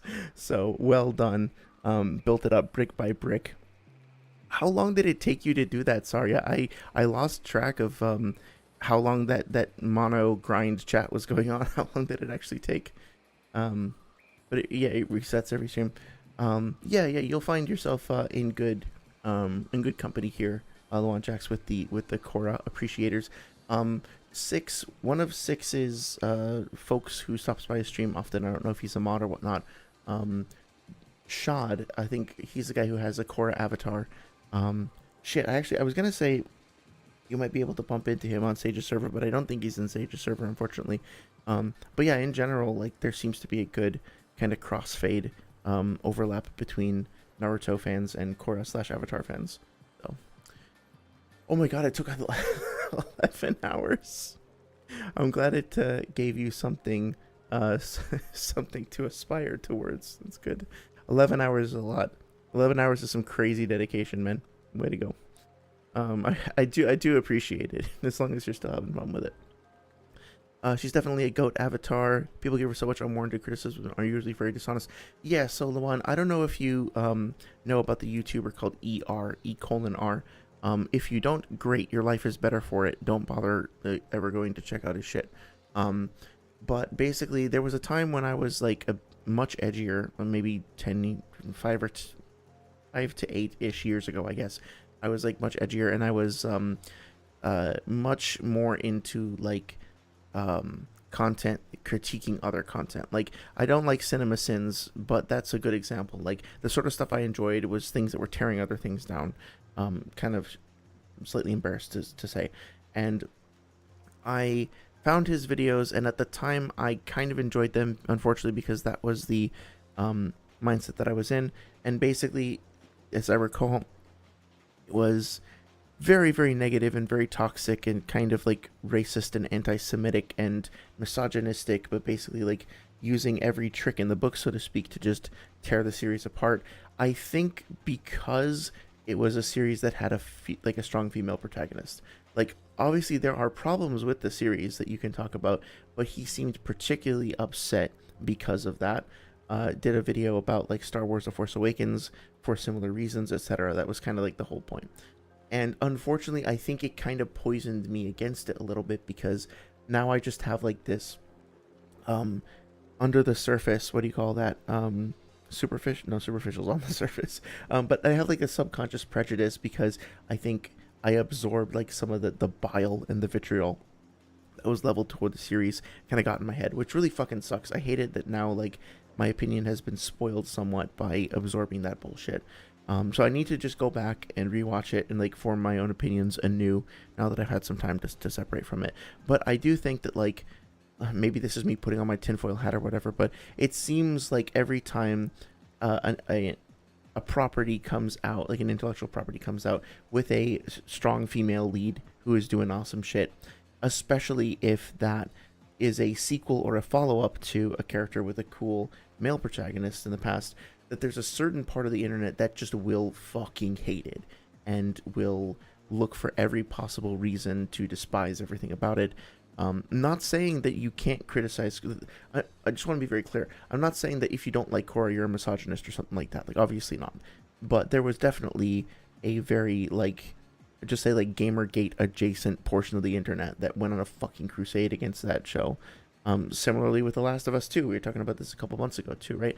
Last of Us 2. Flawed game, has its problems, has its issues, but there was a group of people specifically attacking it because of certain things in the game, like death of, well, I don't want to spoil anything, but basically like LGBT representation and like muscly women. They were just not a fan of that. Very disappointing. And I think unfortunately it does tend to spill over, right? It does tend to bleed into other things and poison the general reputation of the series, which kind of sucks. And I think it is actually kind of their goal, unfortunately. But anyway, I don't want to get too deep into that. But yeah, I have pretty strong feelings about all that. Korra's great. You don't have to love it, but I think it's got a lot of love and care put into it. And I can't wait to see the new series as well.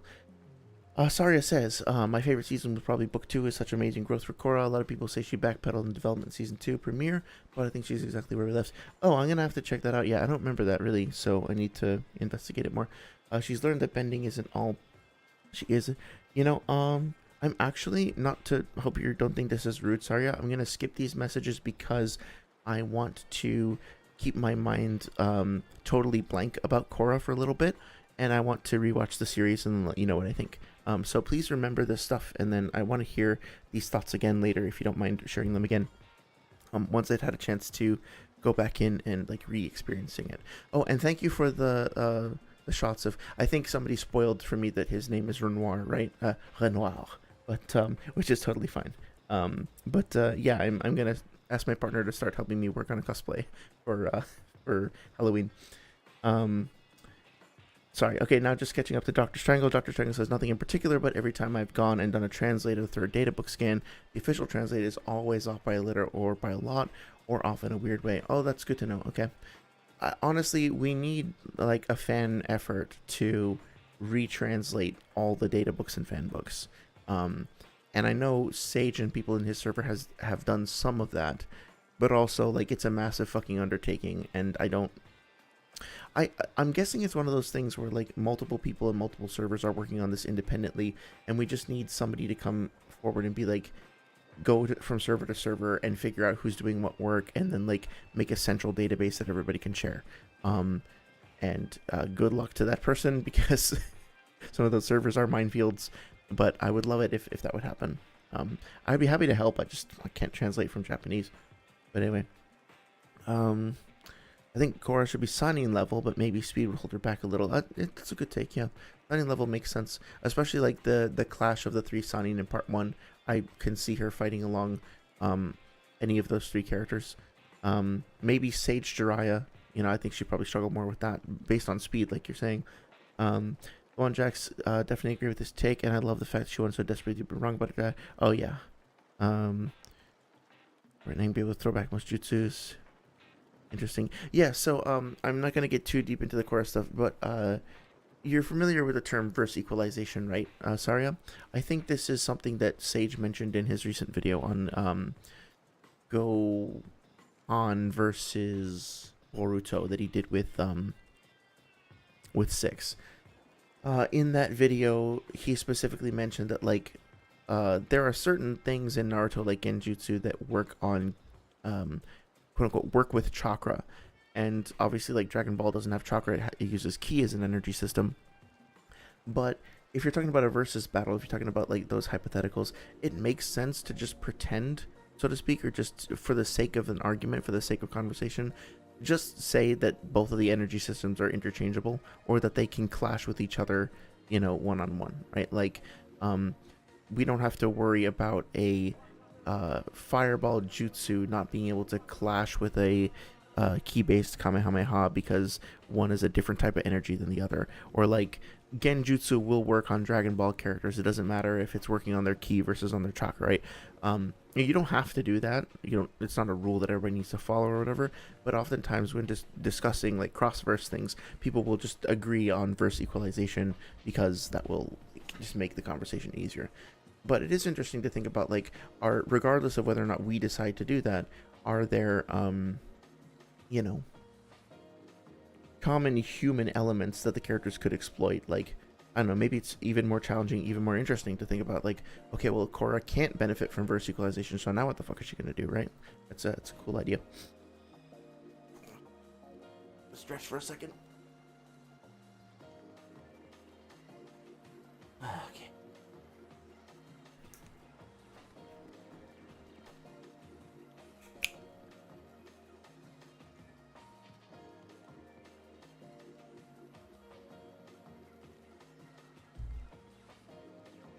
I learned the word, am I going to say it correctly? Griffera? Griffera? Can't get the right, but from the Lumiere theme. Such a cool word. This is now the... So yeah, just so as an announcement to everybody, so from now on Thursdays, I'm going to be playing Clair Obscure, and on Sundays, I'm going to be glazing Clair Obscure. So that's... just to set everybody's expectations. Yeah, so I'm gonna start talking about the fight. As always, feel free to continue to, like, I love the conversation. It's been super fun. Please keep it going. Let me know if you have any questions or if you want to hop around to other topics. I'm just like slightly mesmerized by like Pain's like void abyss toenails over here. Like, I don't think that was the idea, but yeah, kind of amused by the fact that he took the time before the battle to make sure that, you know, Yahiko's toenails were perfectly painted, and also, not to mention that they are portals to the abyss. Well done, buddy. It's like the secret ability of the Preda Path. Saria says, I just find it weird to think about because you have natural elements and then chakra ki kind of elements. So it's like, could Aang just throw a fireball jutsu back? Could Korra? Well, so I think you're aware of this, right? That like in Boruto, Koji Kashin like goes up against what's his name, Jigen at one point, and Jigen can just absorb jutsu.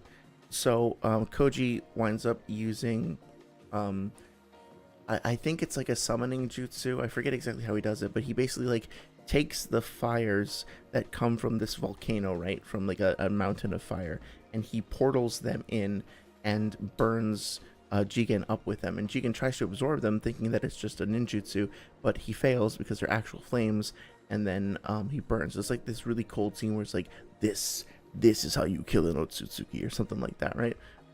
Really, really cool. Well, this is how you kill a car member.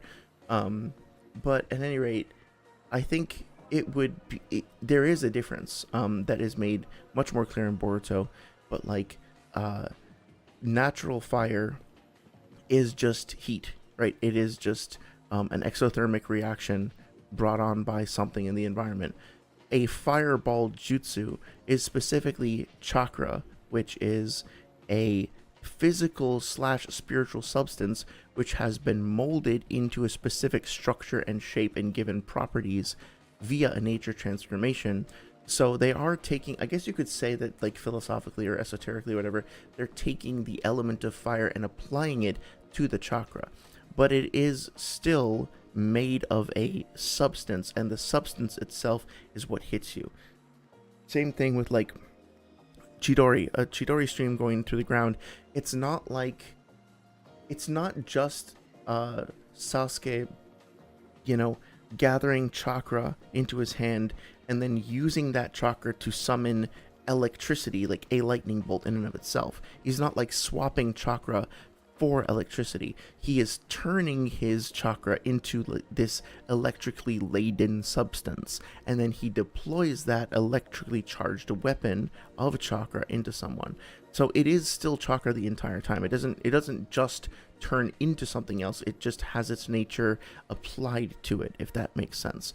So at the end of the day, yeah, if a Naruto fireball engages with a natural fireball from Aang or Zuko or whatever, it might react very differently than if like two natural fireballs or two chakra fireballs clashed, because they're not like interchangeable. Unless you just assume verse equalization, you just assume that all that matters is just that the chakra nature or whatever only matters in terms of absorption, and then otherwise it doesn't fucking matter. Then sure.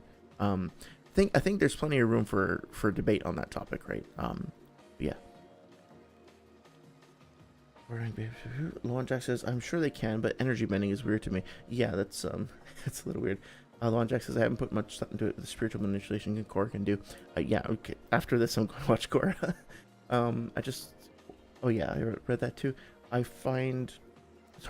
Dr. Strangle says, I find power system equalization always to be reductive. Oh, okay. And 90% of the time it is only applied in a halfway manner to benefit one side of a matchup. Yeah, so I think I can see both sides of that, right? Like, on the one hand, if you're saying that it's reductive, you're feeling that maybe it's like it's leaving out some of the nuance, or it's like trying to pigeonhole arguments or something like that. You feel like it's not being fair. Would that be correct to say? I will say that, like, look, I know that Sage and other folks might disagree, but to me, like, Boruto versus Gohan is just like ridiculous in principle. Like, they're on such completely, vastly, cosmically, astronomically different scales of power that there is no conversation.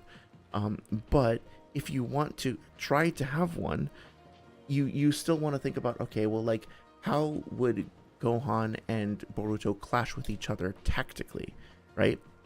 Well, then you equalize the stats, you equalize the power, because then you get to, quote unquote, you're allowed to now start to have a conversation about more than just, one character can destroy a galaxy and the other one, maybe can break the earth, or something like that, right? It's the power gradients that you're talking about are much more even, much more flat, and now you can actually have an interesting conversation about that. So I think in principle, you can use verse equalization to allow for interesting conversations to happen, whereas otherwise they just wouldn't have been possible. Like, I don't know, Saria maybe knows more about this, but like the Marvel versus SNK fighting games or games like that, where like you can fight as Galactus versus Spider-Man or something like that, or for the purposes of that fight, those two characters are brought down to like a relatively even level, because it just means that you get to have more characters to play with, right? Let's see. Luan Jack says, the thing is, are they even manipulating natural elements to begin with? Like water and earth, sure, but fire and air, unless they are naturally present, where does the air or fire come from?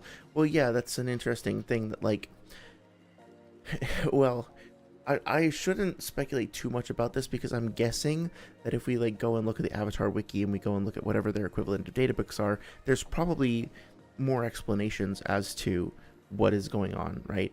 But I mean, there was a time where people thought of there being things like the element of water and the element of air in our universe as well, the element of earth.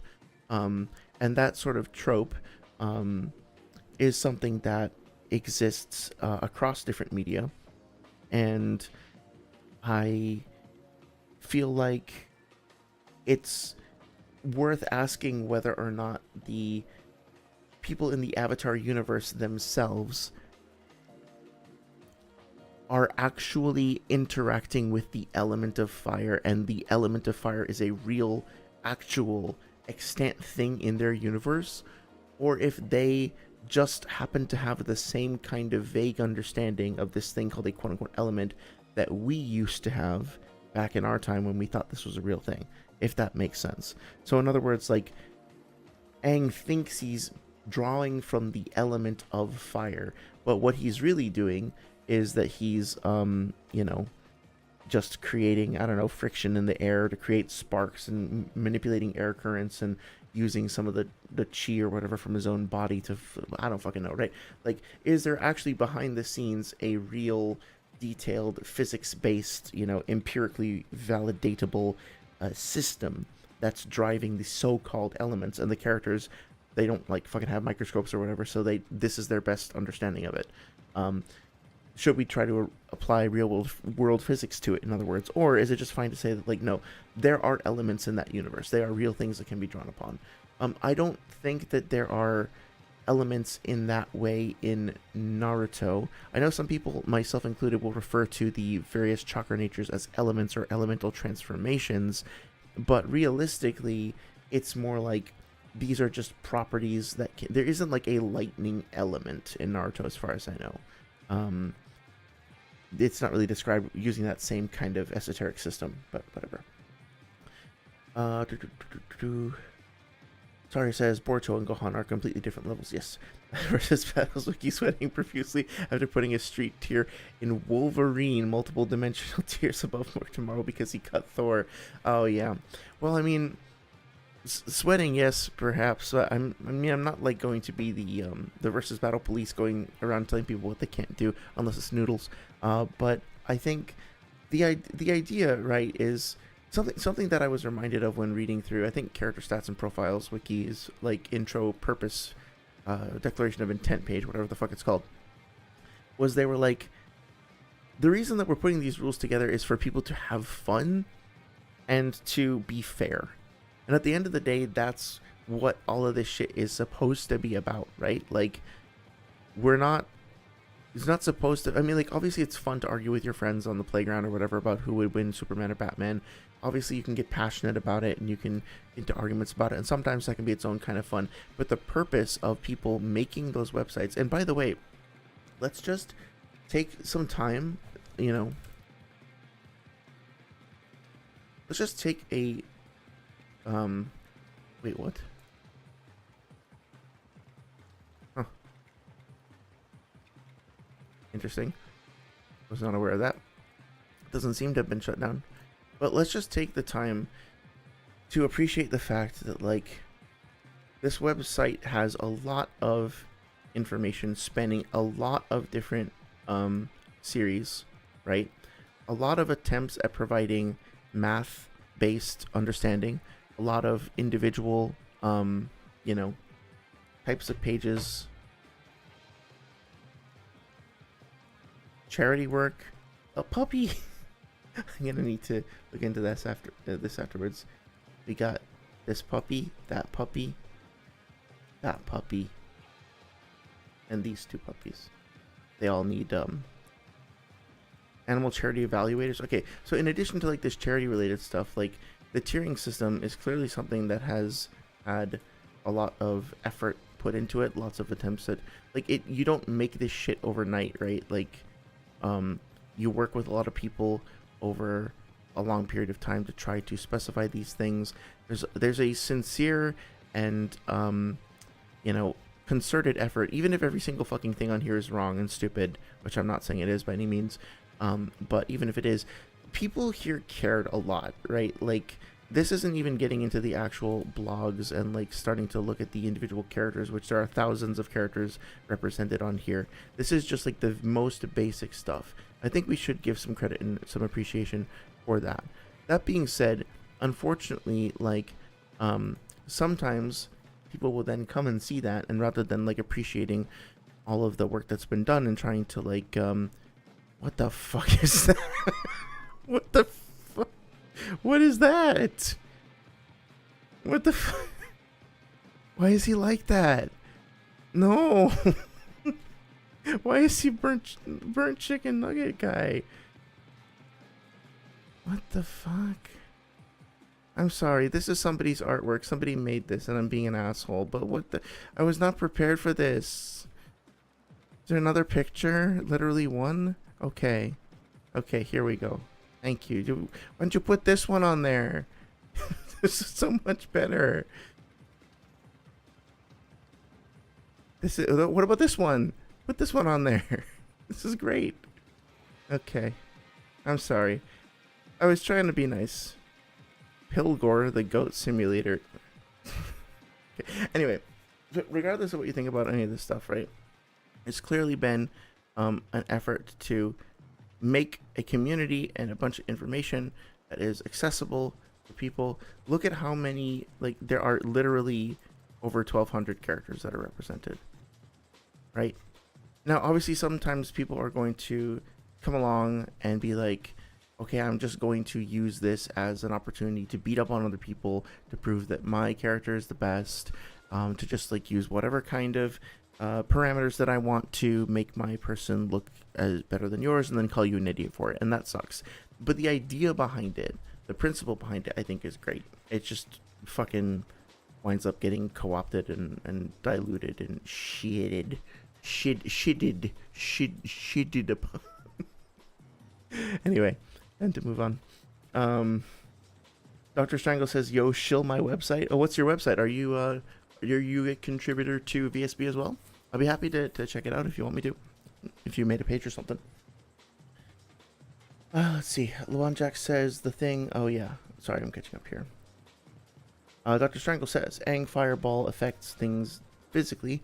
Sasuke Fireball affects things physically. But if we say they're equalized, then Sasuke gets to absorb the Aang Fireball as it is now like chakra. Oh, yeah, that makes sense. Yep. Yes.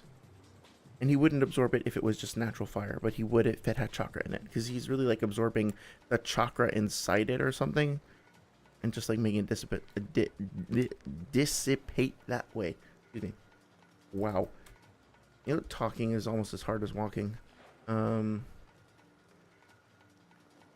Okay.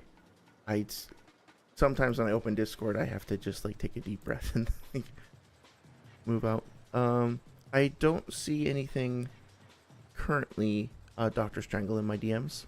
I will keep an eye open for it unless you sent it to me previously. But yeah, I'm not seeing anything at the moment. But feel free to send it if you like. Okay. Do you think nature energy is different from nature chakra? So I think yes, because when you make it's connected, but yes, it's a bit different. Let's just take a second and go to see if we can find man, such a tragic panel. Bear with me for a second. I don't remember exactly where it starts. Let's try to find this is probably too far back, where Naruto goes and starts learning about chakra, right? So it actually is not about chakra, what the fuck, about toad energy. So nature energy, toad energy. I'm gonna try to find the part where Fukasaku is explaining it. Could be around here somewhere.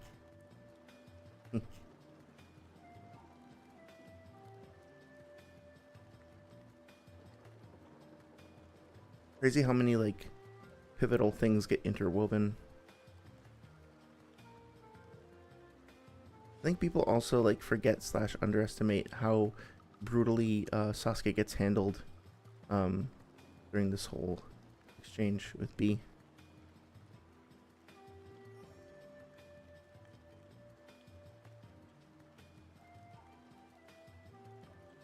I need to start like organizing my notes so I'm better at identifying where these things are here.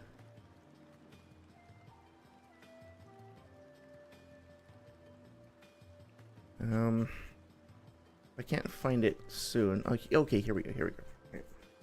Let's just go up here and see what he says. So, Naruto needs to be still so he can sense nature energy. This toad oil will help him attract nature energy and help with the training. Okay? Fukusako says, wherever you rub this oil on your body, nature energy can enter through here, and then gradually you'll gain the ability to sense nature energy. So nature energy is something that is already out in the universe. It's all over the place. It is extant around Naruto, and it exists, and it is not chakra in and of itself. It is just energy. It's just shit that's out there in the world, right? So Fukusako says that he's going to learn how to use it, but it's going to require risks. So now the nature energy is filling Naruto's body. It says, if a neophyte who cannot control nature energy use it, they start transforming into a frog. So this is not nature chakra that's doing this to him, right? He is just bringing in nature energy from the outside environment. It is now entering into his body, and he doesn't know how to control it or what to do with it, so it begins transforming him into a toad. It's not the chakra that's doing it, it's the raw nature energy in and of itself, right? So now here's what Fukusako says. It's all about balance between mental energy, physical energy, and nature energy. If you don't manipulate these three together carefully, you can't produce Sage Jutsu Chakra. So every person within them in Naruto has a source of mental energy and physical energy. Normally, when you produce stamina to make into chakra, you draw from your mental energy, which is, some people translate that as spiritual energy, sometimes it gets translated as mental energy, but it's basically like your combined life experiences and your, I don't know, it's kind of described in the abstract. It's the strength of your mind, of your character, your determination, stuff like that. And then physical energy is literally just energy coming from the cells of your body. You take those two things, you draw on those two sources, and you combine them together into something called stamina, and then stamina gets converted into chakra, and then the chakra gets converted into a jutsu, right? That was what fucking Ebisu talks about in chapter 90. Now, normally when you produce chakra, it's only made out of stamina that contains mental and physical energy. But with this particular introduction of, with nature energy, you incorporate a third element. So rather than just drawing from the energy in your mind and the energy in your body, you now draw from the energy all around you as well to produce this new form of chakra that contains those three things in equal parts. So Sage Chakra, nature chakra, isn't just nature energy turned into chakra. It's nature energy that is then brought in and mixed with physical and mental energy to produce an enhanced or a more complete or a more dynamic, or whatever you want to call it, a version of chakra. And it is distinct from nature energy because nature energy is a part of it. I think that's kind of, and so sometimes it gets referred to as Sage Jutsu Chakra, right? So hopefully that's helpful. I think you might have also said something about it in the previous chapter. Let me just take a look real quick and then I'll get back to chat.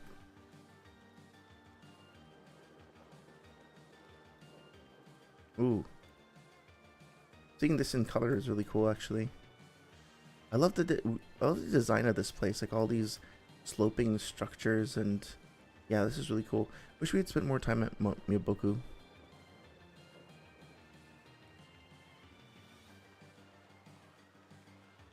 Okay, let's see. First thing I'm going to teach you, says Fukusako, is the difference between ninjutsu and sage jutsu. That's right. As opposed to ninjutsu, I should have fucking started from here, sorry.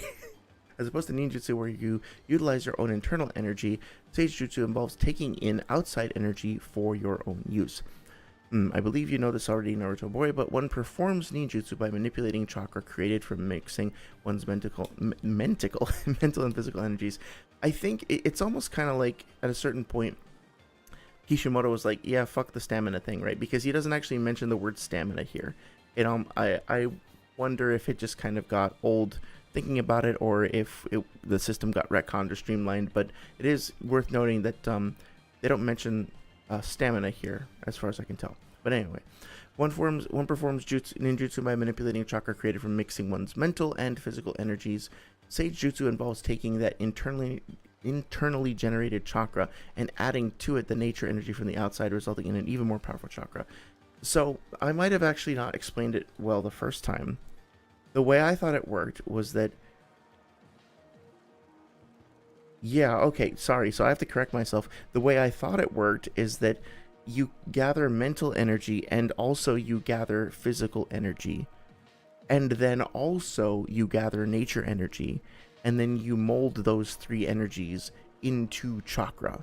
But what Fukasaku seems to be saying is you take mental energy and physical energy and then turn it into chakra, and then also you put nature energy into that already existing chakra to make chakra plus plus.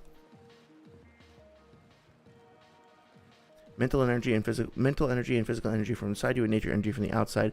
Jutsu born from the chakra created by these three energies mixed is what's known as Sage Jutsu. But then this analogy over here makes it look like they're all kind of mixed in equal parts. So I don't know. So to me, intuitively, it makes more sense that they are. I think Fukasaku, this translation, or maybe what Fukasaku is doing to explain it, might not make as much sense as what I said before, not to be arrogant or anything, but doesn't it make more sense that what's actually happening is that the three forms of energy are mixing together and then that becomes chakra, as opposed to Naruto making chakra out of just these two things and then slamming the nature energy on top of it? It seems counterintuitive that it would work like that, especially given the way this visual thing is represented and the ice cream swirls represented. That seems off. Anyway, there you have it. There's the background on it. Hopefully that answers the question. Naruto learning about toad energy, Sakura learning about slug energy. Yeah, the snake energy. Oh, so with wood energy, I think I've heard people say that maybe Hashirama was meant to be like a slug sage. That basically the reason why he's such a great healer is that he either studied that Kabuto goes to wherever the Snake Mountain is, or the cave is. Naruto goes to Miyoboku, and so the idea was that Hashirama would have gone to Shikotsu Woods, I think it's called, and would have trained there, and that's why he's such like an incredible healer, and where he figured out how to learn Sage Mode as well. I think that's fanon. I think it's like a fan invention, but I really like it, and I'm more than happy to accept that headcanon. The one Jack says, I view nature energy kind of like the Ebisu explanation, where spiritual energy and physical energies are different components that make chakra. Yeah, see, I like this. I like this more. I'm not sure, because it seems like Fukasaku's explaining it a little differently. The way that makes the most sense to me, that seems the most consistent, is not what he's literally saying here, but more what's being depicted with the imagery. In that there are usually there are two components to chakra, now there are three, and that additional third component is integrated seamlessly with the other two energies to produce a much more powerful form of chakra. It's not you make chakra and then you add nature energy to it. That just doesn't seem to fit with the way it's presented elsewhere in the series. Oh, I think I got a Discord thing. Let me see if that's what you sent, Dr. Strangle. Oh, Acolyte, yeah. I'm sorry, I totally blanked on that. Yeah. Yes, so Dr. Strangle, aka Acolyte, has put together this great page. I haven't looked into everything just yet, but I did kind of skim through it the other day, and yeah, is there anyone in particular that you want to take a look at? Dimensional duplicitousness, dimensionality. I'm actually curious about that. What is dimensionality? Why is it important? Yeah, see, this looks like it's going to be a really great resource. Appreciate you laying out all of the...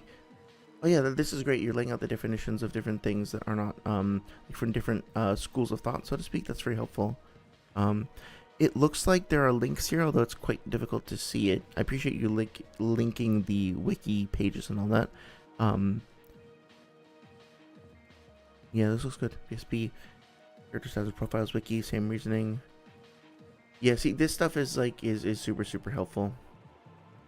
Appreciate it.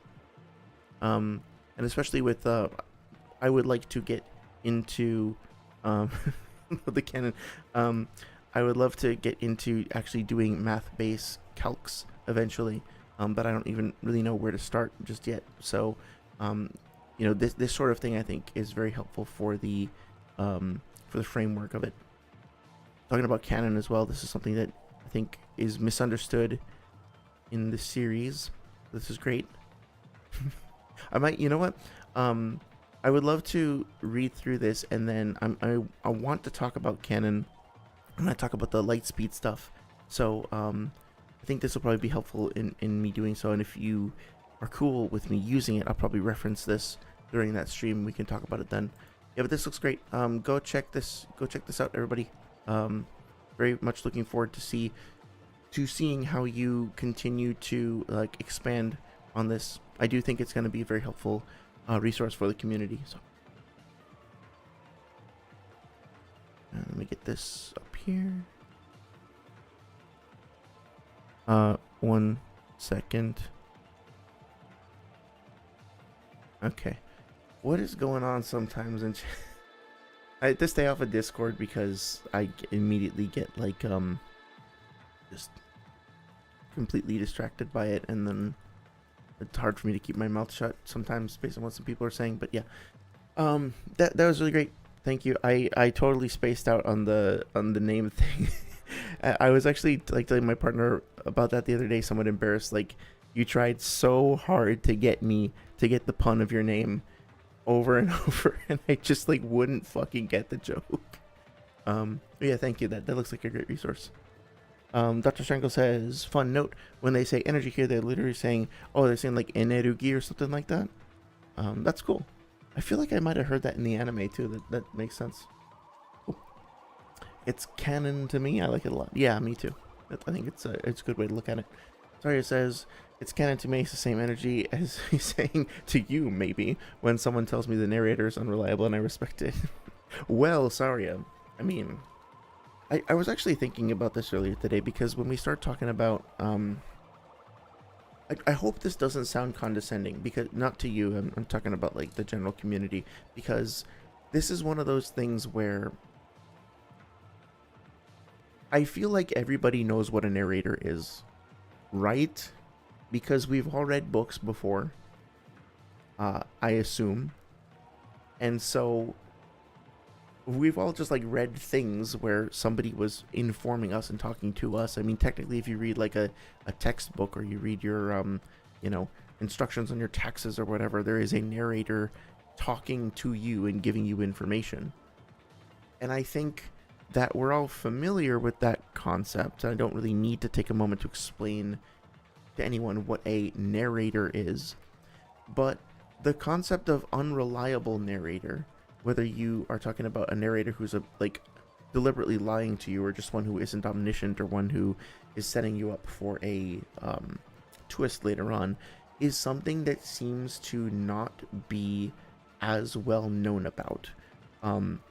And when I tried to like quote unquote practice and like explain out loud the difference between an unreliable narrator and a reliable narrator, it was kind of hard to do, because it's just one of those things that like everybody already understands this, right? Like, why would we need to explain this in detail? We all just kind of get it. But I don't know, actually, right? It might just be kind of an assumption of mine that everybody already kind of knows what that means or why that works. I have a feeling it's going to be like trickier than I think to kind of explain it, and moreover to like. So I had a friend who we were watching this movie. What's it called? I Am Legend. And spoilers for I Am Legend with Will Smith. Skip ahead like 90 seconds if you don't want to hear these. But like, if I remember correctly, at the end of the movie, it's revealed that like these vampire-esque villains who've been pursuing the main character actually had their own civilization, and they could feel, they had emotions, they had like relationships, and they were more just trying to protect each other or something like that. They weren't really evil.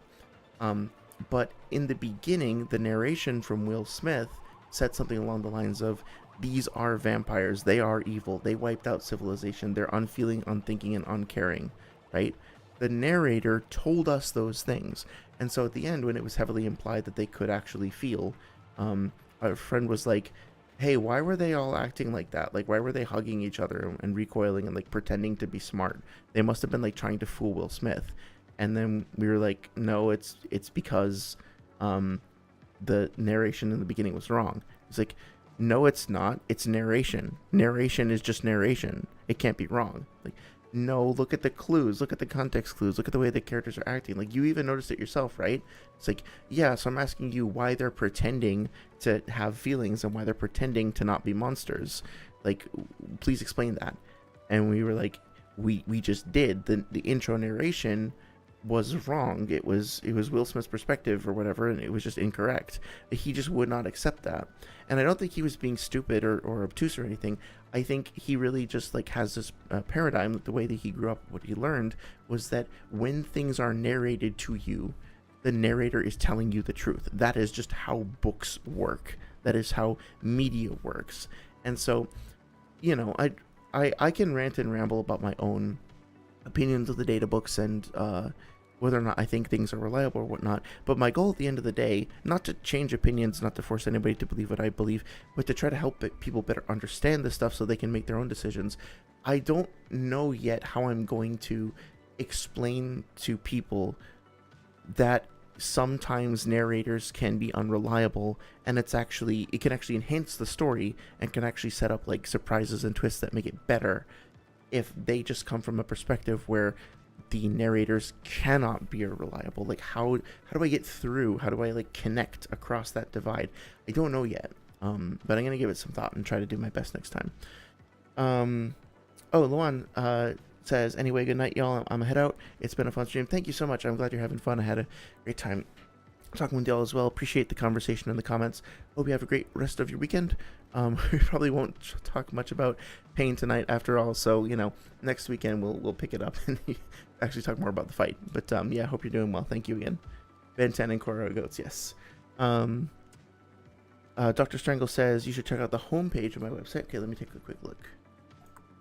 Where am I? Here. And where would that be? All posts? Or just like here?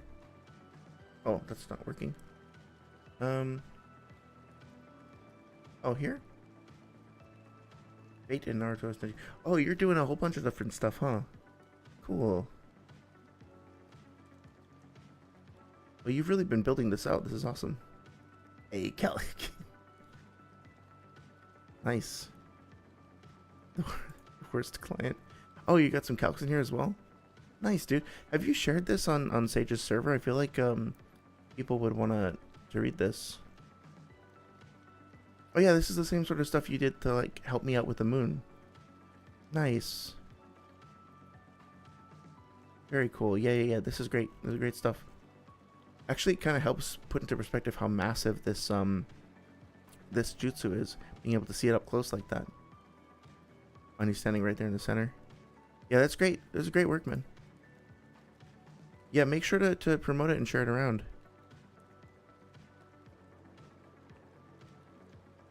Actually, this would be very helpful for me too. I'm gonna read this after the stream because I was struggling the other day a little bit with like the difference between speed, velocity, and acceleration and how to use them properly in calcs. It's great. Yeah, really, really good stuff here. Yeah. Shield website, please. Yeah. Shield website, please. I have done so. Okay. Oh, hey, Howard. How's it going? Good to see you.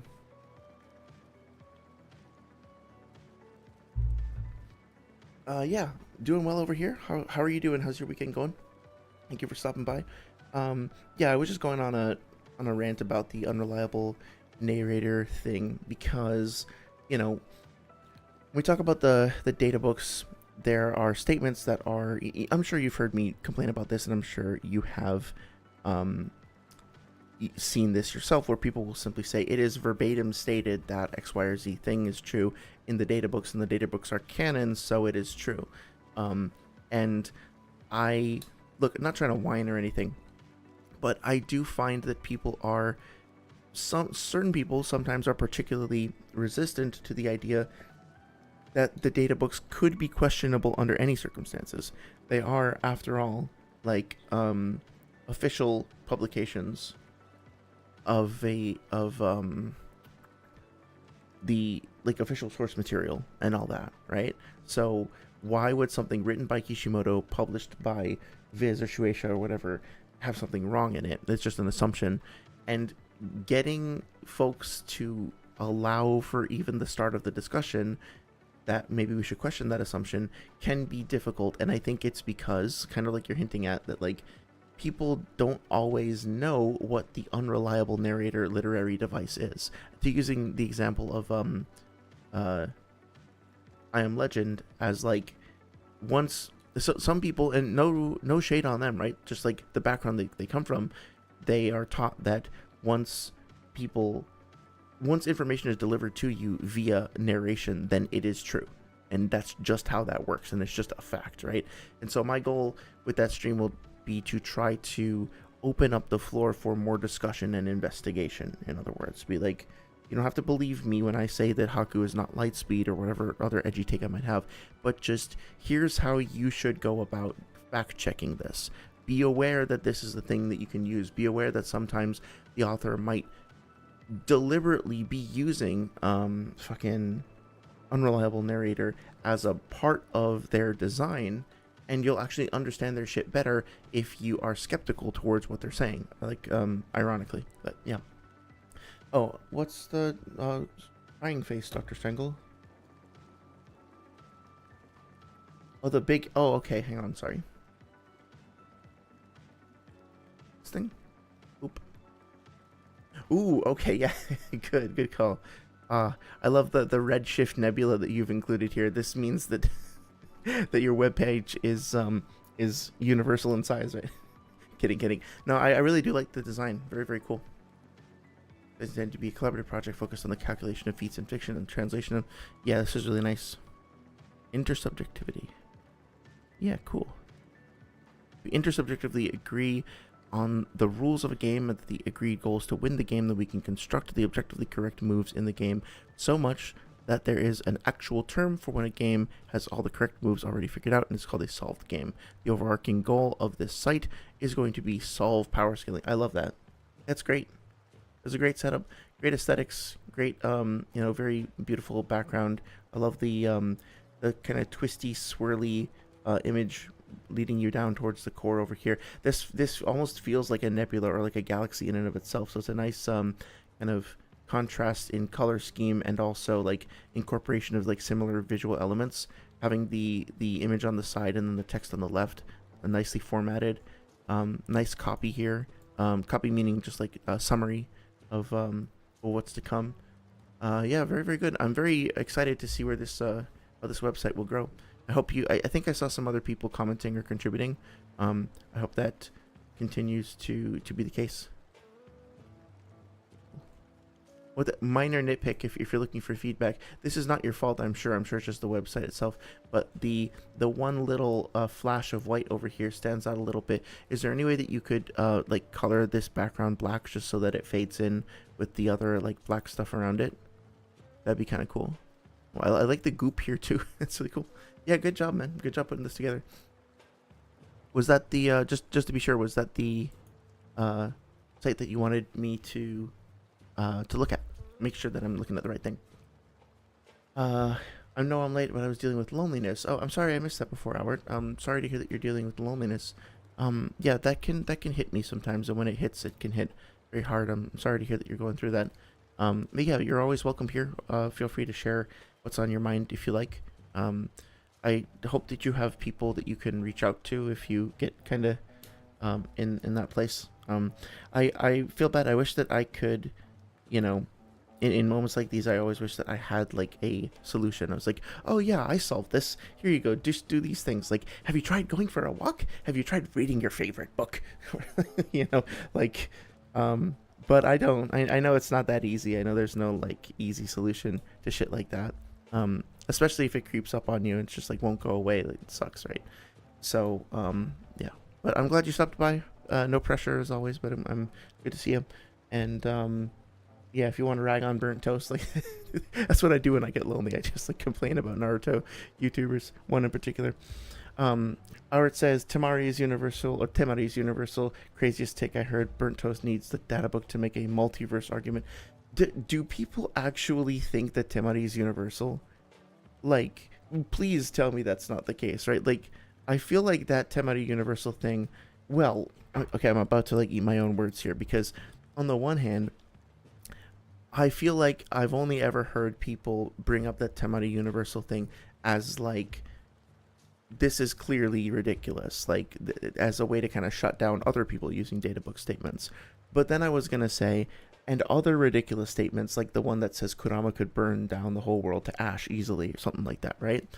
But I have actually heard people say that Kurama is planetary, meaning that he could blow up the earth, because of that statement. Like, they take it literally and they say like, yeah, because it's stated here in the data book, then that means that Kurama could no diff just destroy the world at any time through a fire jutsu. And I'm like, guys, come on. I mean, like, here's the thing. At the end of the day, if anybody reads that and they come to the conclusion that Kurama actually can do that, and that enhances their understanding and excitement for the series, and they enjoy that in their headcanon, and it makes them love Kurama more, that's fine, because at the end of the day, we're doing literary analysis and interpretation, right? We are interpreting art, and if that's the interpretation you like, go for it. But once you start crossing into the realm of, like, especially for profit, but just in general, talking to other people on the internet and shaping their opinions and trying to assert that yours is superior to theirs, and coupling that with any form of competition or any kind of harassment or bullying, then no, then you incur like a higher level of scrutiny on yourself. You have a responsibility, I think, to the other people you're sharing this with. And no, you shouldn't fucking going around telling people that Kurama can blow up a planet. Like, you know, it's just ridiculous to me. John the Maven, you can't save everyone. I tried that in isolation case and still failed. Yeah, that was hard. Not to make it about me, but just to, you know, try to connect a bit. There was somebody I was very close to. They're still around, like nothing terrible happened, but I really wanted to try to help them, and I was basically just like available on call around the clock for them to connect with me. And several months into it, I just realized that like I was dedicating so much of my time and my energy to just trying to like keep this person afloat, but they weren't interested in doing anything. Like, they weren't interested in going to therapy, doing any activities, talking to their family, dating. Like, they wouldn't do anything. And I had to say, I can't. Like, I'm here for you if you want to like improve yourself. Like, I want to help you in any way I can, but this clearly isn't helping because it's months and months, and like I'm exhausted and you're not doing anything. So like I had to create some space at the time, but when I did, I felt fucking awful, because then I'm like, well, this person is now they have nothing, like, as far as I know. Like, not to be arrogant, but I don't know what else they're gonna do, right? But what they did in the end, thankfully, was that they got a degree in astrophysics, and they are working on planes or something. So, you know, they have a pilot's license, and they are working a jet propulsion lab. So I'm not saying that your story is necessarily going to end the same, but maybe sometimes setting up some boundaries can lead to advances in aeronautics and engineering. You never know.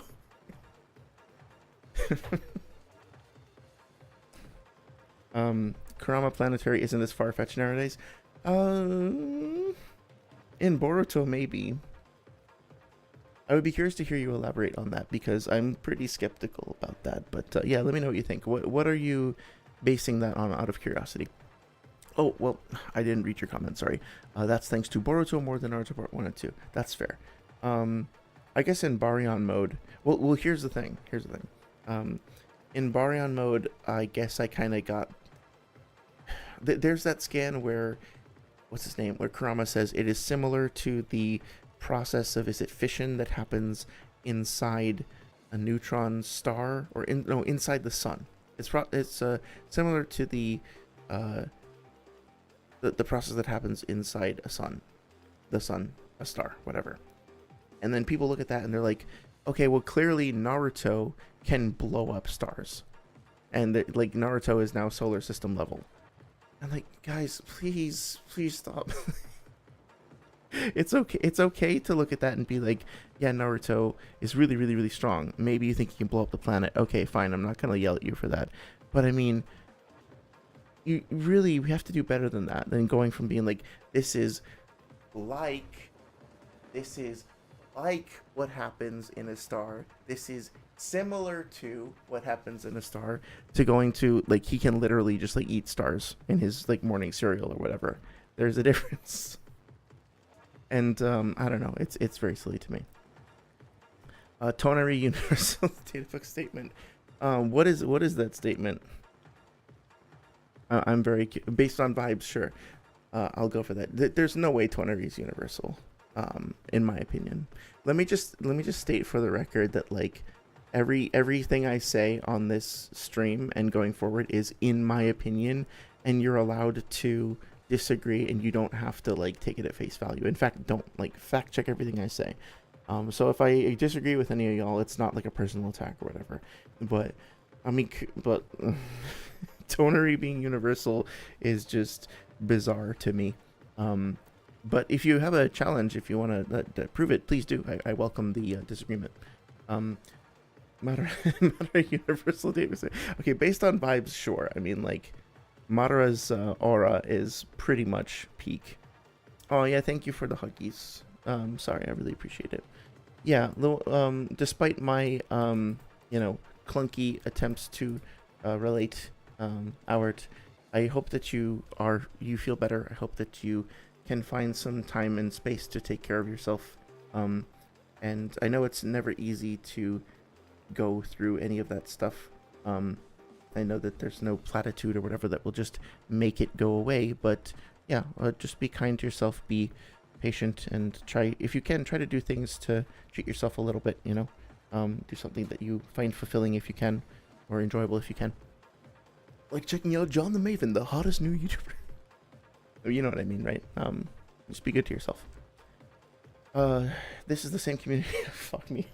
This is the same community that thought Teuchi ramen shop guy is stronger than Itachi because he can resist genjutsu because of an anime scene saying he slept off the infinite Tsukuyomi. Okay, I did see like an anime scene with him using the Amaterasu. I thought people were aware that that was a joke.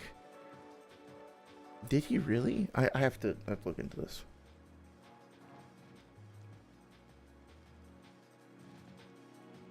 Fuck, I can't write. God damn it.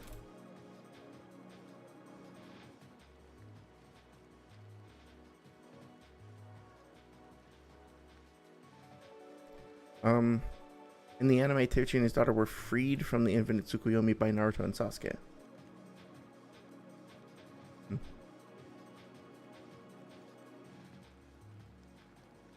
The Sage of Nine Ramen Paths. I love it. That's beautiful. Anyway, yeah. Sorry, says I'm not allowed to disagree. I must only agree because YouTuber. No brains, no thoughts behind my eyes. Look, I have a YouTube channel, okay? You can go and find my channel. It's on the internet. Look, John YouTube wouldn't let me put my stuff on his channel if it wasn't good stuff. Just because my name is John doesn't have an H in it, right? I'm talking about the OG John YouTube, the actual John YouTube, the king of YouTube.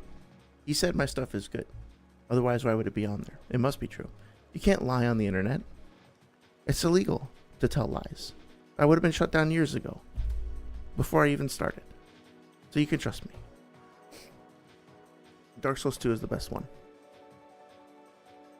by the way. No debate.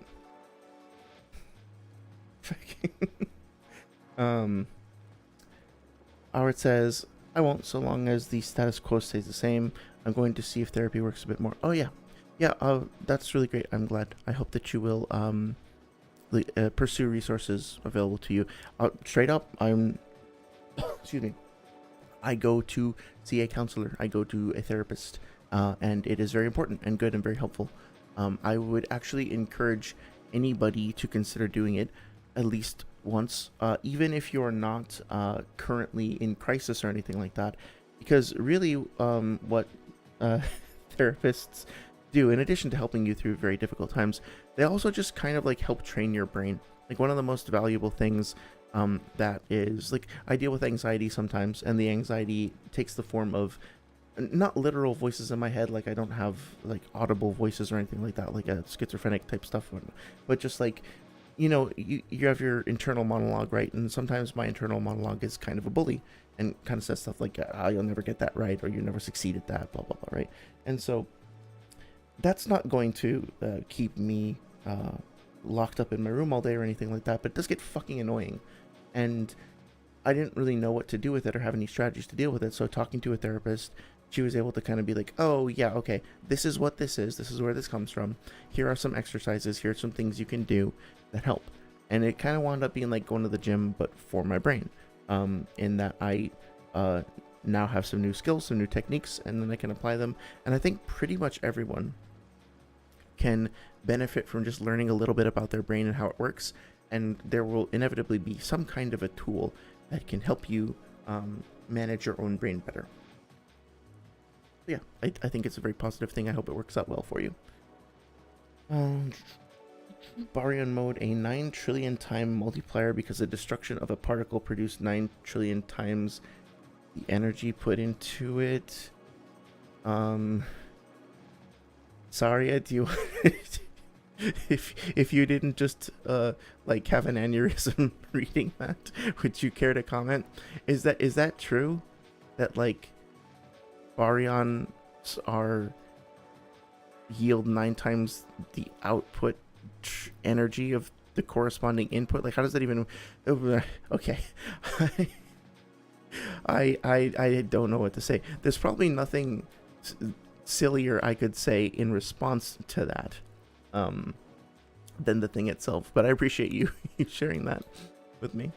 Hey, but you know what? You have to give Naruto some credit for at least getting kids to talk about baryons, right? Like, I didn't really have any thoughts about them for the most part. I was vaguely aware of them for having taken physics and astronomy classes before, but yeah, it's cool. What is a type of subatomic particle, specifically a composite made of 3 quarks, classified as hadrons? Oh, okay. And fermions, protons and neutrons, the building blocks of atomic nuclei. So this is actually a physics stream now. Composite subatomic particles made up of 3 quarks. Most stable baryons are protons and neutrons. And hadrons. Cool. Okay, I'm gonna learn about this more off stream. It doesn't have to be a baryon lecture. Let's see. John YouTube went to the zoo. Yes, and picked up a frog and an ice cream cone. Real talk. Okay, I'm gonna give you guys a little life hack now. I've had a lot of ice cream in my time from a lot of different places. Growing up in Italy, we had gelato, and there was many gelato places near my house that I would go, and they're very good. The best ice cream that I've ever had in my life. I can't exactly say where, but I will say that it was at a theme park. It was at an amusement park in about September when it was still hot out, but it was starting to get cooler, so the ice cream wouldn't melt entirely. And it was from one of those little stands, one of the little kiosks, right? That just sell ice cream soft serve out of what looks like a gross metal box on a cart. It wasn't even in a full-on kiosk. It wasn't even in a full-on booth or anything. It was just a shitty little cart with a shitty little, so like little, tiny fist-sized bottles of water for $5 and $10 shitty little ice cream cone. But in order to keep them shits cool, like the soft serve cool, they like turbo cool it down for whatever reason. And when it came out, it was just like this. It looked just like that. except taller and a little bit more cylindrical instead of conical, and it was fucking amazing. It was perfectly cold. It had the perfect consistency, the perfect texture and density. It tasted okay. It tasted, not like the best thing in the world, but the overall experience when you combine all those things together was perfect. So trust me, if you're ever at a place that has like shitty looking, like totally sketch sussy looking soft serve out of a steel box that sells overpriced bottles of clear water with it, get one. It's gonna change your life, I promise. or it'll give you some like weird kind of growth and turn you into a zombie or something. But probably as long as there's no rust on the box, you'll be fine. Anyway, why did I think of that? I have no idea. Howard says Sekiro though. Yeah, no, okay. I was just saying that the Dark Souls 2 thing to be edgy because I know some people are more resistant to Dark Souls 2 being peak, but this is my stream, and everything I say is right because John YouTube said so, and Job YouTube works for Nintendo, and Nintendo is my dad, so I'm right, and this is my opportunity to be right about everything. So I gotta rep Dark Souls 2 because everybody already knows Sekiro is the best game in the world ever made by a human, so I have to try to nudge Dark Souls 2 up there. Actually, not. You can blame Saria for this. I'm starting to have to expand my roster of top games, like slightly, gently, politely nudge Sekiro around a little bit due to this fucking Clair Obscure that I can't stop thinking about.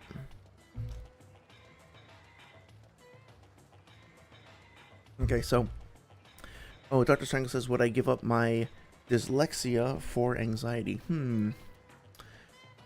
Yeah, I've often wondered about, like, if I was offered, like, a weird trade from a genie where it's like, well, you can get rid of one mental illness-related thing, but you have to take another one in exchange. Was there a trade that I would make? And I don't think so. I think, even though I don't love the ones that I have, I would rather keep them, and I would rather just... learn how to deal with the cards that I've been dealt, if that makes sense. Of course, it's incredibly privileged for me to say that because I happen to be in a position where I can personally manage my own idiosyncrasies. That's not the case for everybody. It's harder for some folks, and it has been harder for me at certain times too. But, I think that if you can manage to work your quirks, into part of your personality, depending on the context, they can be part of your charm. So, but if I had to choose between dyslexia and anxiety, I would choose dyslexia. Again, privileged position. I have no idea how hard it is to live with dyslexia, so I don't want to be disrespectful to anybody.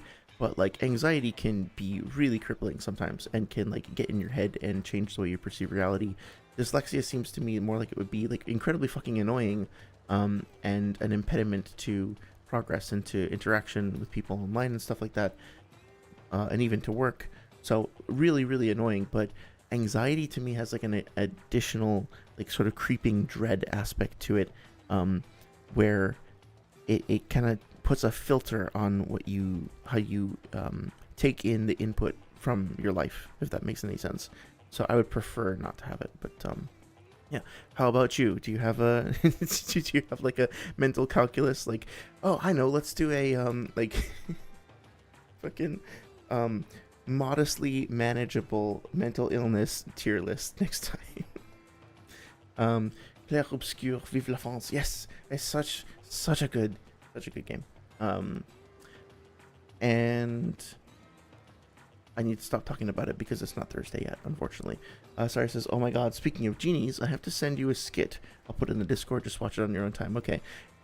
Is it the one with the genie who, like, tries to give the guy a wish, but there's, like, all these stipulations and all these different things, and he has to, like, come up with all these different rules, and like, I think if you know what I'm talking about, you'll have recognized it by now. I'll be interested to see if we overlap.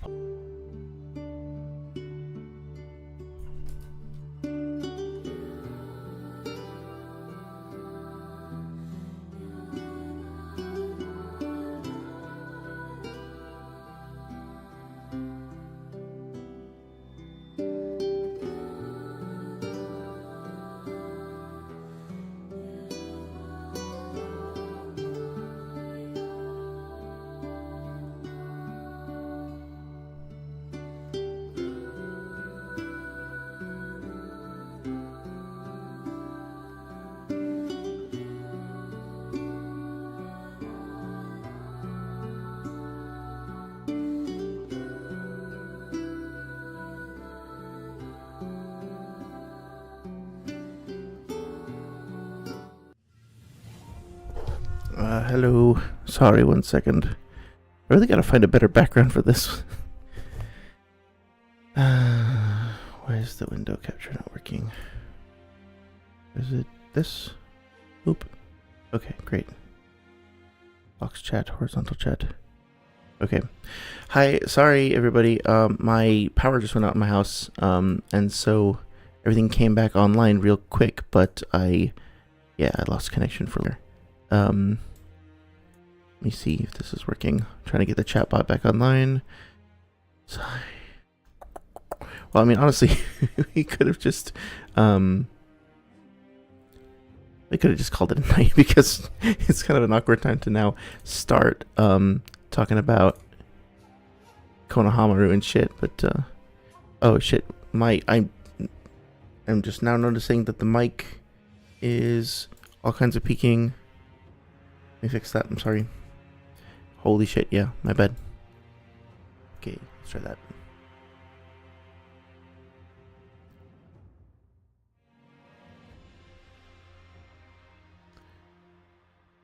Sorry, I didn't lose her XP. Okay. Okay, there we go. Okay, so hopefully that works. Let me see if I can get this back online. Okay. You didn't lose XP. Your breaker box is intact. Okay. John, YouTube is actually the YouTube algorithm, and every video you see is actually sent by him to you, and many people do not know that. Yeah, he sends it in. Why do you think I have the crows on my stream? He sends it via carrier crow every day. You get a new YouTube, brand spanking new YouTube every single day. You didn't lose your XP, the flaming hearts. Okay, cool. I have the spelling stuff all looks right to me. Dyslexia. I feel like the W and M or D, P, Q, and B all look the same. Dyslexia would be much worse. Interesting. Yeah, I never would have expected that, but honestly, I'm completely naive to that. I don't know what it's like to live with it. Is that... Hang on. And now my OBS is running as a ghost process, and I have no idea where. Cool. Smooth stream tonight, huh, guys? Okay, there we go. Hello, friend. Yeah, so... I'm proud of us, man. Like, in our discussion of Pain versus Naruto, which we started, I think, 2 months ago, we have now managed to go back from chapter 423 to 409. This is good. At least we don't have to have that fucking noodle bowl logo on the screen the whole time. We can survive without that gazing us down. So much more manageable. I think it's getting up to 3 hours. I think I am going to wrap it up in a second here. Let's just make sure we get to the end of this chapter. I like the contrast between the darkness and the light over here. Pain being, silhouetted into the dark. Kakashi being kind of buried under the rubble. I think maybe part of the imagery here is meant for us to associate Kakashi, like Pain's view of Kakashi with trash, with garbage, like it's just another tool, another piece of the environment that he's destroyed. I think this framing kind of helps depict Kakashi as lesser than Pain in his eyes, anyway, in a lot of ways. And let's see. This is just a personal nitpick, but I do kind of find the use of the term doppelganger to be very silly. I don't know if that's unfair of me. I think shadow clone is so much better. I'm glad that the translators decided to go with that in the eventual iteration of the series. I also think that this is one of those things where, remember how I was talking before about Obito, and how even despite the fact that his jutsu isn't necessarily as terrifying as a massive Susanoo that cuts down mountains with wind gusts and stuff like that, but his ability to simply touch you and take away parts of your body in and of itself is pretty terrifying, pretty awful. Well, I feel the same way about this. Like, Pain could have blasted him away with a fireball, or, well, maybe not a fireball, like, he could have, blasted, broken his bones with, by moving the Shinra Tensei at him again. He could have, I don't know, had the dog bite his head off or something like that.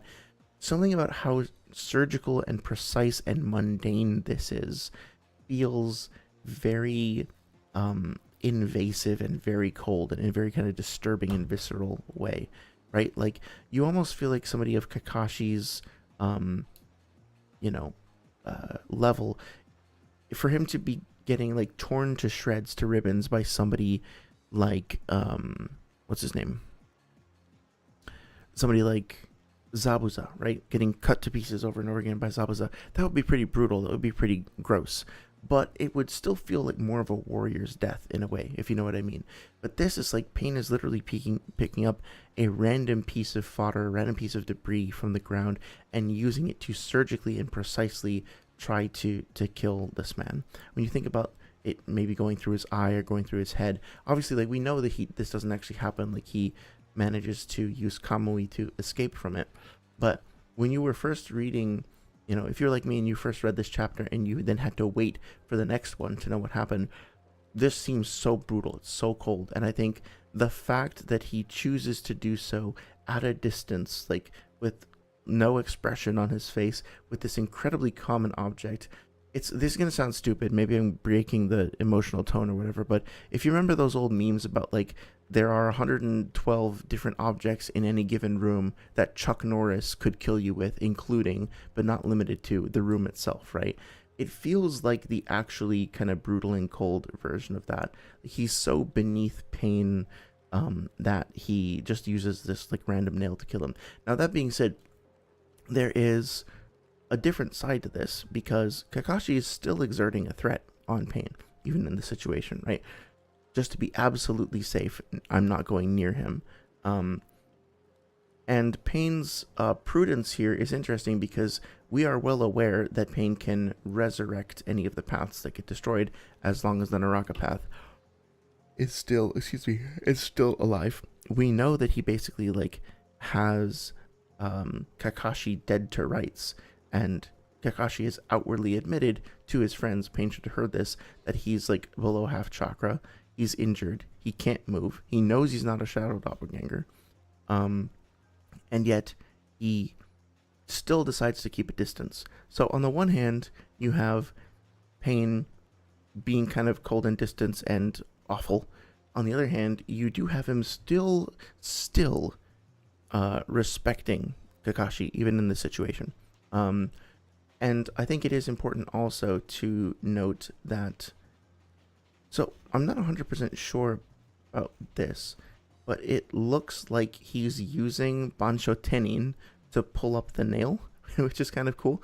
Kind of shows you that he's capable of using the feat on an incredibly precise and minute level when he wants to. And then, because we kind of see these lines going up and then this little sound effect kind of indicating that he's shooped the nail up into his fingers, and then he kind of aims it and fires it. And notice again that, like, well, there's a little bit of a, we see Kakashi up here, but the way that this page is framed, we have Pain in the upper right, and then the motion of reading goes Pain's hand, then Kakashi, Pain's eyes, and then that, right? So like there's a direct diagonal line that it's not exactly like contiguous or whatever, it's parallel, but you can kind of see that a sight line is created from the position of this nail downward in a diagonal towards Kakashi, and then that same kind of diagonal is further implied with these like action lines in the background and over here. So the whole page has Pain set up on top and then is like throwing the nail down towards Kakashi. Granted, that's broken up by this panel where we see it being aimed from this perspective, but it's brief, and then that sense of motion is restored. So I think Kishimoto, does a really excellent job not only of establishing these characters as intrinsically like enjoyable in and of themselves, like their drama, their personality, their design and all that, but also he should get credit for the way that he frames the fights and the way that he creates moments of like anticipation and tension and action. And think about like how many frames we're getting of like, preparation, holding, aiming, waiting, more waiting here, and then a single flick, a single gesture, one frame, and then just instantly gone, right? And especially if you buy into the fact that Kakashi's dead here, then it just like Pain is always just a mere instant away from taking like somebody extremely powerful and extremely valuable to the reader away. Let me catch up on chat real quick. It looks like the chat's not rendering. 1 second.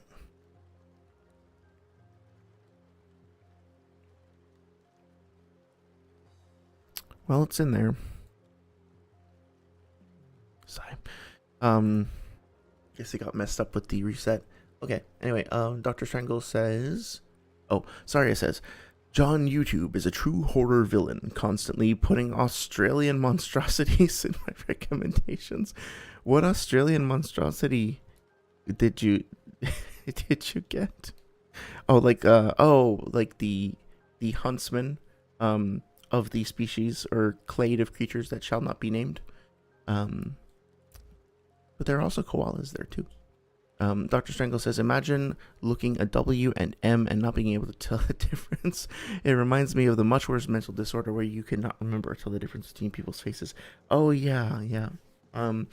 Honestly, yeah, I'm sorry if I underplayed it before. That definitely sounds like it would be nightmarish to have to deal with. It's the type of shit that gives me existential dread. Yeah, I can't blame you. Have you, maybe naive of me to say, but like, are there strategies that you can use? Have you talked to anybody about maybe being able to help reduce it, or is it just kind of like, nah, I just kind of have to deal with this as just part of your day to day? That would be extremely existentially challenging for sure. That nails actually town level and durability. Well, it depends on whether or not it hits. Oh, he doesn't have his headband on, first of all. And yeah, I mean, as long as it's verbatim stated somewhere. Oh, wait, you verbatim stated it here in chat. I can't argue against it, man. I appreciate you letting all of us know, though. Town level now. Yeah, exactly. I mean, here's the thing. If Kakashi was like molding chakra, then, and had like a town level durability feat while molding chakra, and it bounced off his head, then yeah, maybe. But it gets Kamui'd away. Anyway, well, honestly, guys, I'm pretty proud of us tonight. We managed to get through, I think, 5 or 6 whole pages. After going back a few chapters, we survived a power outage.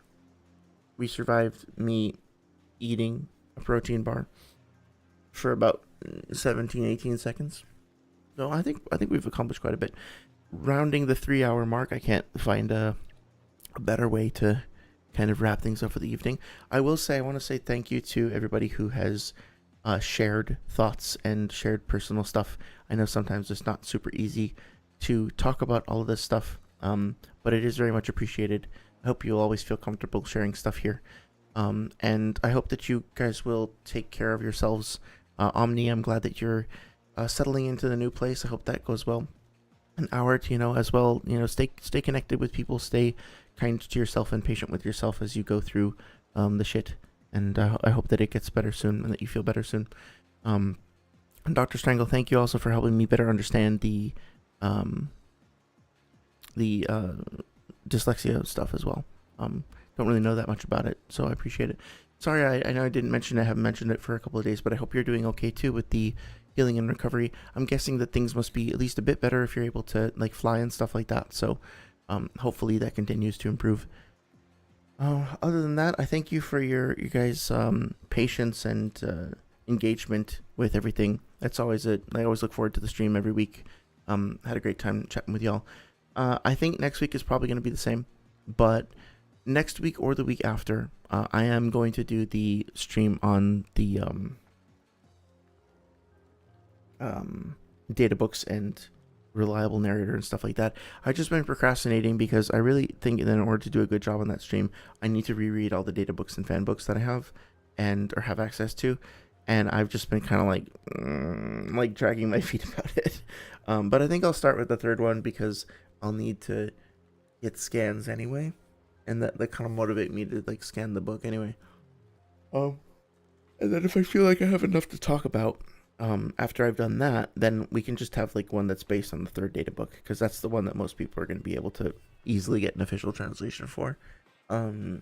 And if it's not enough, then yeah, maybe I'll do a two-parter, one focusing more on the narrator aspect and the other one focusing more on Haku specifically, because that's where it all kind of comes from, is like the Haku Lightspeed shit. But anyway, thank you so much. I hope you all guys have a great night and great rest of your weekend. I'll check that last comment that came in, and then I'm gonna head out. Dr. Strangle says it would be so funny if there was a scene where Obito in the Kamui dimension randomly steps on the yeah, I thought about that. Like all the stuff that randomly gets shoved into the Kamui dimension just like winds up like bonking Obito in the head when he's just hanging out there. It'd be really funny.